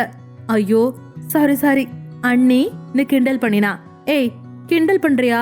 ஜனனி கேட்க, புன்னகையோட காவியா ஜனனியே பார்த்துட்டு இருந்தா. காதம்பரி ஜனனி கிட்ட, "ஜனனி, இன்னைக்குதான் கல்யாணம் முடிஞ்ச முதல் நாள், எல்லார்கிட்டயும் ஆசீர்வாதம் வாங்கிக்கோன்னு சொன்னாங்க." இத கேட்ட ஜனனி சரின்னு தலையாட்டிட்டு எல்லார் கால்லயும் விழுந்து ஆசீர்வாதம் வாங்கிட்டா. "நல்லா இருமா, ராஜ் குடும்பத்தோட மூத்த மருமகளே, வெல்கம்" அசோக் குமார் வாழ்த்தினாரு. "எல்லா செல்வங்களும் பெற்று நீடோழி வாழணும்மா" வாழ்த்தி அவன் நெத்தியில முத்தம் கொடுத்தாங்க லக்ஷ்மி பாட்டி. அது எல்லாமே ஜனனிக்கு ரொம்ப பிடிச்சிருந்துச்சு. யாருமே இல்லாத அவளுக்கு இவ்ளோ பேர் இன்னைக்கு சொந்தமாகிட்டாங்கிறத நினைக்கிறப்பவே அவளுக்கு உற்சாகமா இருந்துச்சு. இதெல்லாம் அந்த யுவராஜ்னால தான். ஆனாலும் அவன் டெவில் தான், இவ கேரக்டரையே புரிஞ்சுக்க முடியலையே அப்படின்னு மனசுக்குள்ள நீயா நானா நடத்திக்கிட்டு இருந்தா. அப்ப லக்ஷ்மி தேவி, "ஜனனி, இன்னைக்கு நீ முதல் தடவை மாமியார் வீட்டுல சமைக்கணும்னு சொன்னாங்க." 1000 வாலா சரவடி வெடிச்ச மாதிரி அரண்டு போய் நின்னா நம்ம ஜனனி அந்த வார்த்தையை கேட்டதும். "என்னது சமையலா? நானா? அட ஊதுங்கடா சங்கு, ஆயம் தண்ட சோறு கிங்கு" விஐபி படத்துல தனுஷ் ஹை பிச்சில கத்துற மாதிரி இருந்துச்சு. லக்ஷ்மி தேவி, "ஜனனி, இன்னைக்கு நீ முதல் தடவை மாமியார் வீட்டுல சமைக்கணும்னு சொன்னாங்க." உடனே ஜனனி ஷாக் ஆயிட்டா. இத பார்த்த காவ்யா சிரிச்சுக்கிட்டே, "நீ ரொம்ப எல்லாம் பண்ண வேணாம், ஒரு கேசரி பண்ணு, அது போதும். அதுவும் தெரியலனா யூடியூப் பார்த்து பண்ணுன்னு சொன்னா. காதம்பரி உடனே, "அத்தை, நான் பண்றேன், அவ சும்மா என் பக்கத்துல நின்னா போதும்னு சொன்னா. லக்ஷ்மி தேவி யோசிச்சு, "இல்ல காதம்பரி, எல்லாத்துக்கும் ஒரு சடங்கு சம்பிரதாயம் இருக்கு. அதனால இன்னைக்கு நாம ஜனனி கையால தான் சமைச்சு சாப்பிடணும். அதனால தனியா ஜனனியே செய்யட்டும்னு சொன்னாங்க. சரின்னு எல்லாரும் ஜனனிவே தனியா சமைக்க சொன்னாங்க. கூட ஹெல்ப்புக்கு காதம்பரி இருந்தாங்க. ஜனனி யூடியூப பார்த்து கேசரி செஞ்சுக்கிட்டு இருந்தா. காதம்பரி யார்கிட்ட இருந்தோ போன் வந்துச்சுன்னு வெளியே போயிட்டாங்க. அப்போ உள்ள வந்த காவ்யா, "மச்சி, என்ன பண்ணிட்டு இருக்க?" கேட்க, "தெரியலடி, நான் ஏதோ பண்ணிட்டு இருக்கேன். எனக்கு இது எதுலயுமே விருப்பம் இல்ல. நான் இனி இங்க இருக்க போறதில்ல. இந்த கல்யாணம் எனக்கு பிடிச்ச மாதிரி நடக்கலன்னு சொன்னா. "ஏன் திரும்ப திரும்ப நீ இப்படி பேச ஆரம்பிச்சுட்ட?" காவ்யா கேட்க, "அப்புறம் நான் வேற என்ன சொல்றது? முதல்ல அந்த டெவில ஹேண்டில் பண்ணி ஆகணும். அப்புறம் இந்த புடவைய நான் டெய்லி கட்டிக்கிட்டு இருக்கணும். இந்த வீட்ல உள்ளவங்களுக்கு பிடிச்ச மாதிரி நான் ஏதாவது செஞ்சு கொடுக்கணும். உன் அண்ணன் என்ன கல்யாணம் பண்ணிக்கிட்ட உடனே ஏதாவது குளத்துல விழுந்து நான் செத்துருக்கணும்" புலம்பிட்டு இருந்தவ, "ஒரு 2 நிமிஷம் வெயிட் பண்ணு, நான் வந்துடுறேன்னு சொல்லிட்டு ஜனனி வெளியில போனா. காவ்யா கேசரிய டேஸ்ட் பண்ணி பார்த்தா. சுகர் கம்மியா இருக்கிறத பார்த்து 4 ஸ்பூன் சுகரை அதுல போட்டுட்டு, இப்பதான் இது நல்லா இருக்கும்னு நினைச்சா. அப்பாடா, ரெடி ஆயிடுச்சுன்னு காவ்யா கேஸ் ஆஃப் பண்ணிட்டு கிச்சனை விட்டு வெளியில வந்துட்டா. கிச்சன்ல இருந்து வெளியில வந்த ஜனனி கிட்ட, "என்ன ஜனனி, கேசரி ரெடி ஆயிடுச்சா?" காதம்பரி கேட்க, "பண்ணிட்டேன் ஆண்டி, ஆனா இன்னும் சுகர் மட்டும்தான் போடணும். ஒரு 2 நிமிஷம் ஆண்டி, ஒரு முக்கியமான வேலையை முடிச்சுட்டு வந்துடுறேன்னு சொல்லிட்டு போனா.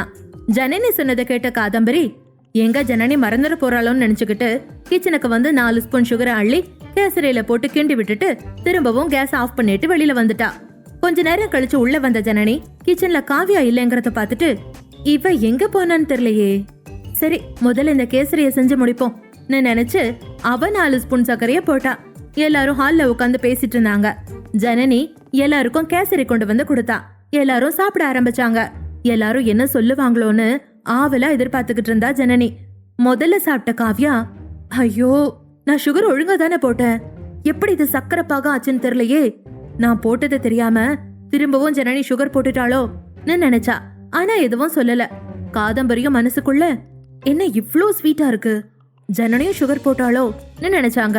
ஆனா யாரும் எதுவும் சொல்லல.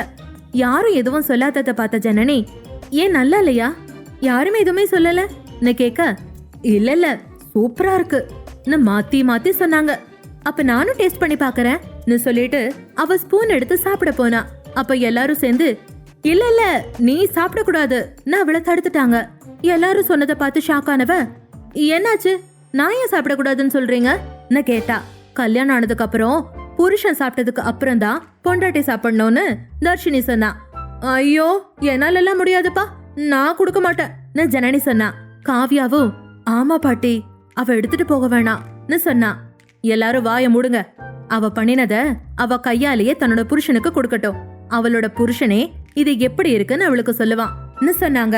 வேற வழி இல்லாம ஜனனியும் பயந்துகிட்டே அதை எடுத்துக்கிட்டு மாடிக்கு போனா. ஜனனி அங்கிருந்து போனதும், ஏன் லட்சு ஜனனி எப்படி அந்த பிசாசு கிட்ட மாட்டி விட்டீங்க? அவன் கோவத்துல கத்துனா, பாவம் இவ பயந்துர போறான்னு காவியா சொன்னா. அவன் எதுவும் சொல்ல மாட்டான். ஏன்னா யுவராஜுக்கு ஜனனிய ரொம்ப பிடிக்கும்னு எனக்கு தெரியும். அவன் ஒண்ணு சும்மா ஜனனிய கல்யாணம் பண்ணிக்கல, அவளை பிடிச்சதுனாலதான் கல்யாணம் பண்ணிக்கிட்டான்னு சொன்னாங்க. யுவராஜோட ரூம். யுவராஜ் சோஃபால படுத்திருந்தான். பொறுமையா ஜனனி ரூமுக்குள்ள வந்து யுவராஜ் பின்னாடி நின்னுக்கிட்டு இருந்தா. ரூமுக்குள்ள ஜனனி வந்திருக்கான்னு தெரிஞ்சுக்கிட்டவன், என்னாச்சு, ஒழுங்கா ஸ்வீட் செஞ்சு முடிச்சிட்டியான்னு கேட்டான். யுவராஜோட குரலை கேட்டு கொஞ்சம் பயந்து போன ஜனனி, செஞ்சுட்டேன், பாட்டி உங்களுக்கு கொடுக்க சொல்லி கொடுத்தாங்கன்னு சொன்னா. என் பின்னாடியே நின்னுகிட்டு இருந்தா நான் எப்படி சாப்பிடுறதா, முன்னாடி வான்னு சொன்னா. அவளை சேர்ல உட்கார சொல்லிட்டு யுவராஜ் கேசரிய சாப்பிட ஆரம்பிச்சான். அவன் ஒரு வாய் சாப்பிட்டதுமே கேசரியில போட்டிருந்த சுகர் வாய் முழுக்க பரவிடுச்சு. அது ரொம்ப ஸ்வீட்டா இருந்துச்சு. யுவராஜ் உடனே ஜனனிய பார்த்து, நீதான் அதை பண்ணினியான்னு கேட்டான். ஆமான்னு ஜனனி தலையாட்டினதும், நீ இத டேஸ்ட் பண்ணியான்னு கேட்க, ஜனனி இல்லன்னு தலையாட்டிட்டு தைரியமா, டேஸ்ட் எப்படி இருக்குன்னு கேட்டா. யுவராஜ், அத நீயே டேஸ்ட் பண்ணி பாருன்னு ஒரு ஸ்பூனை எடுத்து அவ வாயில ஊட்டி விட்டான். அவ அப்படி செய்வான்னு ஜனனி எதிர்பார்க்கல. அப்படியே ஷாக் ஆயிட்டா. ஒரு வாய் சாப்பிட்டவ, ஐயோ என்ன இவ்ளோ ஸ்வீட்டா இருக்குன்னு சொல்ல, ஆமா ஆமா ரொம்ப ஸ்வீட்டா இருக்குன்னு சொன்ன யுவராஜ் திரும்பவும் அதை சாப்பிட ஆரம்பிச்சான். அவன் சாப்பிடத பார்த்த ஜனனி, அப்புறம் ஏன் அதை சாப்பிடுறீங்க, வேணா வச்சுடுங்க, நான் அவனை தடுக்க ட்ரை பண்ணினா. அவ சொன்னதை கேட்ட யுவராஜ் அவளை பார்த்து, என் ஏஞ்சல் எனக்காக செஞ்சது, அதனால இத ஃபுல்லா சாப்பிடுவேன்னு சொல்லிட்டு முழு கேசரியும் சாப்பிட்டு முடிச்சான். அவன் சொன்ன வார்த்தை அவளுக்கு கொஞ்சம் விசித்திரமா தெரிஞ்சது. கொஞ்ச நேரம் கழிச்சு ஜனனி அங்கிருந்து கிளம்பிட்டா. மறுபுறம் காவ்யாவின் அறை. காவ்யாவோட ரூமுக்கு வந்த ஜனனி கோவமா, என்னோட கேசரி என்னடி பண்ணி வச்ச, நான் உன்னை சுகர் போட சொன்னா, அப்படியே போடுறதா இருந்தாலும் ஏற்கனவே போட்டிருக்கனா இல்லையான்னு பார்க்க மாட்டியான்னு கேட்க, மச்சி இதுல ஏன் தப்பு எதுவும் இல்லடி, நான் கரெக்டா தான் சுகர் போட்டேன், அதுக்கப்புறம் அம்மாவும் போட்டிருக்காங்க, நீயும் போட்டிருக்க, அதனாலதான் கேசரி இப்படி ஆயிடுச்சுன்னு காவ்யா சொல்ல, சரி அதை விடு, அதான் இவ்ளோ ஸ்வீட்டா இருக்குன்னு தெரியுதுல்ல, தெரிஞ்ச எதுக்கு என்ன உன் அண்ணன் கிட்ட எடுத்துக்கிட்டு போக விட்டன்னு கேட்டா. நான் போக வேணான்னு சொல்லலான் தான் மச்சி நினைச்சேன், ஆனா லட்சு தான் என்ன தடுத்து நிறுத்திடுச்சு, நான் என்ன பண்ணட்டும் சொல்லு. ரெண்டு பேரும் பேசிக்கிட்டு இருக்கிறப்ப ரூமுக்கு வந்த காதம்பரி, இங்க என்ன நடக்குது, எதுக்காக ரெண்டு பேரும் சண்டை போட்டுக்கிட்டு இருக்கீங்கன்னு கேட்க, காவ்யா ஓடி வந்து தன்னோட அம்மா பக்கத்துல நின்னுக்கிட்டு, மதர் அவகிட்ட நீயே சொல்லு, கேசரியில நீயும் தானே சுகர் போட்ட நான் சொல்ல, என்ன சொல்ற, நானுமா, அப்ப வேற யாரு போட்டான்னு காதம்பரி கேட்க, ஜனனி காவ்யாவை முறைச்சு பாத்துக்கிட்டு, உங்க பின்னாடி நிக்கிறான்ல இந்த ராட்சசி தான் சொல்ல, காதம்பரி உடனே, ஓ அதனாலதான் அது அவ்வளோ ஸ்வீட்டா இருந்துச்சா, சரி விடுங்க பாத்துக்கலாம், இன்னைக்கு ஃபர்ஸ்ட் டே சமைச்சதுக்காக ஏன் சார்பா உனக்கு ஒரு சின்ன கிஃப்ட்னு சொல்லி ஜனனி கையில ஒரு பாக்ஸ கொடுத்தாங்க. அத பார்த்த ஜனனி, என்ன ஆண்டி இதெல்லாம் சொல்ல, இது நம்ம பாரம்பரிய நகை, இத நான் இந்த வீட்டு மூத்த மருமக ஜனனி கிட்ட கொடுக்கறேன்னு காதம்பரி சொன்னா. இல்ல ஆண்டி எனக்கு இதெல்லாம் வேணாம்னு சொல்லவும், நீ இந்த வீட்டோட மூத்த மருமக, மத்தவங்களுக்கு இந்த வீட்ல என்ன உரிமை இருக்கோ அதே உரிமை உனக்கும் இருக்கு, இனிமே இது உன்கிட்ட தான் இருக்கணும்னு சொல்லி அவ கையில கொடுத்துட்டு அங்கிருந்து காதம்பரி போயிட்டா. இங்க என்ன நடக்குது, இந்த கல்யாணத்தை நான் இன்னும் முழுசா கூட ஏத்துக்கல, ஆனா இவங்க என்னன்னா குடும்பத்தோட பாரம்பரிய நகையெல்லாம் கொடுக்கறாங்களே ஜனனி யோசிச்சுக்கிட்டு இருக்கிறப்ப, என்னாச்சு மச்சி என்ன யோசிச்சுட்டு இருக்க காவ்யா கேட்க, அது ஒன்னும் இல்லடின்னு சொன்ன ஜனனி காவ்யா கூட உட்காந்து பேச ஆரம்பிச்சா. அப்பதான் அவங்க ரெண்டு பேரோட மொபைலுக்கும் அவங்க காலேஜ்ல இருந்து மெசேஜ் வந்துச்சு. இன்னும் 2 நாள் கழிச்சு காலேஜ் ரீஓபனிங்னு வந்திருந்த மெசேஜ பார்த்து ரெண்டு பேரும் ஹாப்பி ஆனாங்க. அப்பாடா இப்பதான் எனக்கு நிம்மதியா இருக்கு, நமக்கு காலேஜ் ரீஓபன் ஆக போகுது, குறைஞ்சது காலையில 9 மணில இருந்து ஈவினிங் 5 மணி வரைக்கும் காலேஜ்ல இருப்போம், இங்க இருக்கிற பிரச்சனையில இருந்து கொஞ்சம் ரிலீஃப் கிடைக்கும்னு பெருமூச்சு விட்டுக்கிட்டே சொன்னா ஜனனி. காவ்யாவோ, ஆமா மச்சி நீ சொல்றதும் சரிதான், இன்னைக்கு ஒரு நாள்லயே என்னென்னமோ நடந்துருச்சுன்னு ரெண்டு பேரும் பேசிக்கிட்டு இருக்கிறப்ப உள்ள வந்த தர்ஷினி, ஹே காய்ஸ், ரெண்டு பேருக்கும் ஒரு குட் நியூஸ், நானும் உங்க காலேஜ்ல தான் டிராமா கிளப் டைரக்டரா ஜாயின் பண்ண போறேன்னு சொன்னா. தர்ஷினி சொன்ன அடுத்த செகண்ட் காவ்யா, ஐயோ வீட்ல தான் உன் தொல்லை தாங்கலைனா இனி காலேஜ்லயும் உன் தொல்லை தாங்காதே நான் சொல்ல. அப்ப தர்ஷினி ஏதோ சொல்ல வந்தா. அப்ப குறுக்கிட்ட ஜனனி, போதுண்டி, கொஞ்ச நேரம் புலம்பாம அமைதியா இருன்னு சொன்னா. தர்ஷினி அக்கா, நீங்க எங்க காலேஜ்ல டிராமா கிளப் டைரக்டரா வரப்போறது எனக்கு ரொம்ப சந்தோஷம். நானும் டிராமா கிளப்ல ஜாயின் பண்ணலாமான்னு கேட்க, ஓஎஸ், தாராளமா ஜாயின் பண்ணலாம். நீ ஆடிஷன்ல வந்து கலந்துக்கன்னு சொன்னா. அவங்க கிட்ட கொஞ்ச நேரம் பேசிக்கிட்டு இருந்த ஜனனி கொஞ்ச நேரம் கழிச்சு தான் ரூமுக்கு போனா. யுவராஜ் ஸ்டடி ரூம்ல இருக்கிறத அவ கவனிக்கல. ரூமுக்கு வந்த ஜனனி சோஃபால படுத்துக்கிட்டு, இந்த ரூம் ரொம்ப நல்லாதான் இருக்கு. நான் கூட அந்த டெவில் மாதிரியே உருன்னு இருக்கும்னு நினைச்சேன். பரவாயில்ல, அந்த டெவிலுக்குள்ளயும் ஒரு ரசனை இருக்குப்பா. நான் ஜனனி பேசிக்கிட்டு இருக்கிறப்ப ஸ்டடி ரூம்ல இருந்து வெளியில வந்த யுவராஜ் ஜனனி சொன்ன எல்லாத்தையும் கேட்டான். அதெல்லாம் கேட்டதும் யுவராஜ் முகத்துல சிரிப்பு வந்துருச்சு. அவன் ஜனனி கிட்ட, ஹேய், என்னை பத்தி ஏதாவது சொன்னியா என்ன கேட்டான். யுவராஜோட வாய்ஸை கேட்டு ஷாக்கான ஜனனி பயத்துல எழுந்து சோஃபால உட்காந்துக்கிட்டு, இல்லையே, நான் எதுவுமே சொல்லலையே, உங்க காதுல ஏதாச்சும் விழுந்துச்சா என்ன கேட்க, இல்ல, நீ ஏதோ பேசின மாதிரி இருந்துச்சு, ஆனா அது சரியா என் காதுல விழல, அதான் கேட்டேன் சொல்ல. இல்ல, நான் எதுவும் சொல்லல மிஸ்டர் யுவராஜ் ஜனனி சொன்னா. பயப்படாத ஜனனி, நான் எதுவும் சொல்ல மாட்டேன். பரவாயில்ல, நீ என்ன சொன்னேன்னு சொல்லு. ஆமா, நீ என்ன எப்படி கூப்பிட்ட கேட்க, அது வந்து நான் மிஸ்டர் யுவராஜ்னு தான் கூப்பிட்டேன்னு பயந்துக்கிட்டு சொன்னா. யுவராஜ் அவளை முறைச்சு பார்த்துக்கிட்டு, இல்ல, நீ பொய் சொல்ற. நீ என்கிட்ட டைரக்டா பேசுறப்ப சார்னு சொல்ற, அதே நான் இல்லாதப்ப எப்படி கூப்பிடுறன்னு கேட்டுக்கிட்டே அவகிட்ட போனா. யுவராஜ் தங்கிட்ட வரத பார்த்து பயந்த ஜனனியோட ஹார்ட் வேகமா துடிக்க ஆரம்பிச்சது. அவ கண்ணு ரெண்டும் பட்டாம்பூச்சி மாதிரி படபடபடன்னு அடிக்க ஆரம்பிச்சது. யுவராஜ் ஜனனி கிட்ட போய் சோஃபால அவ பக்கத்துல உட்காந்து, இப்ப சொல்லு, நீ என்னன்னு கூப்பிட்ட கேட்க, பயந்து போன ஜனனி சோஃபால ஒரு ஓரமா உட்காந்துக்கிட்டு, நான் உங்களை அப்பவும் மிஸ்டர் யுவராஜ்னு தான் கூப்பிட்டேன்னு சொன்னா. யுவராஜ் பொறுமையா, இல்ல ஏஞ்சல், நீ என்கிட்ட போய் சொல்ற, உண்மைய சொல்லுன்னு கேட்டான். ஜனனி அது வந்து தடுமாறும்போது, ஏன் இப்படி பயப்படுற, சொல்லு, நீ என்னன்னு சொல்லி கூப்பிட்ட கேட்க, ஜனனி பொறுமையா டெவில்னு சொல்லிட்டு பயத்துல தன்னோட கண்ணை இறுக்கமா மூடிக்கிட்டா. யுவராஜ் ஜனனி சொன்னதை கேட்டு சிரிச்சுக்கிட்டே அவகிட்ட, என்ன டெவிலா, நீ என்ன டெவில்னு சொல்ற அளவுக்கு நான் அப்படி என்ன வேலை பார்த்தேன்னு கேட்க, கண்ணை திறந்து யுவராஜ பார்த்த ஜனனி, ஒரு நாள் என் கண்ணு முன்னாடியே தான் கொலை பண்ணினா. அதுவும் இல்லாம எப்ப பார்த்தாலும் மூஞ்சிய உருன்னு வச்சுக்கிட்டு எல்லார் மேலயும் கோவப்படுறான். ஆனா இப்ப அப்படியே டோட்டலா ஆளே மாறிட்டானே. இவனை என்னால கொஞ்சம் கூட புரிஞ்சுக்கவே முடியலையே. நீ யோசிச்சுக்கிட்டு இருக்கிறப்ப யுவராஜ், சொல்லு, நான் அப்படி என்ன பண்ண கேட்க, ஜனனி கொஞ்ச நேரம் அமைதியா இருந்தா. அப்புறம், அது வந்து இந்த கல்யாணத்துல எனக்கு சம்மதமா இல்லையான்னு கூட கேட்காம நீங்க பாட்டு இழுத்துக்கிட்ட போய் உட்கார வச்சு தாலி கட்டிட்டீங்க சொல்ல. யுவராஜ் உடனே, நான் ஒன்னு உன்னை கடத்திக்கிட்டு போய் கல்யாணம் பண்ணலையே சொன்னான். அவன் சொன்னதை கேட்ட ஜனனி, ஆனா என்ன கட்டாயப்படுத்தி தானே கல்யாணம் பண்ணீங்கன்னு கேட்க, இல்ல, நான் உன்னை கட்டாயப்படுத்தலாம் இல்லன்னு யுவராஜ் சொன்னான்.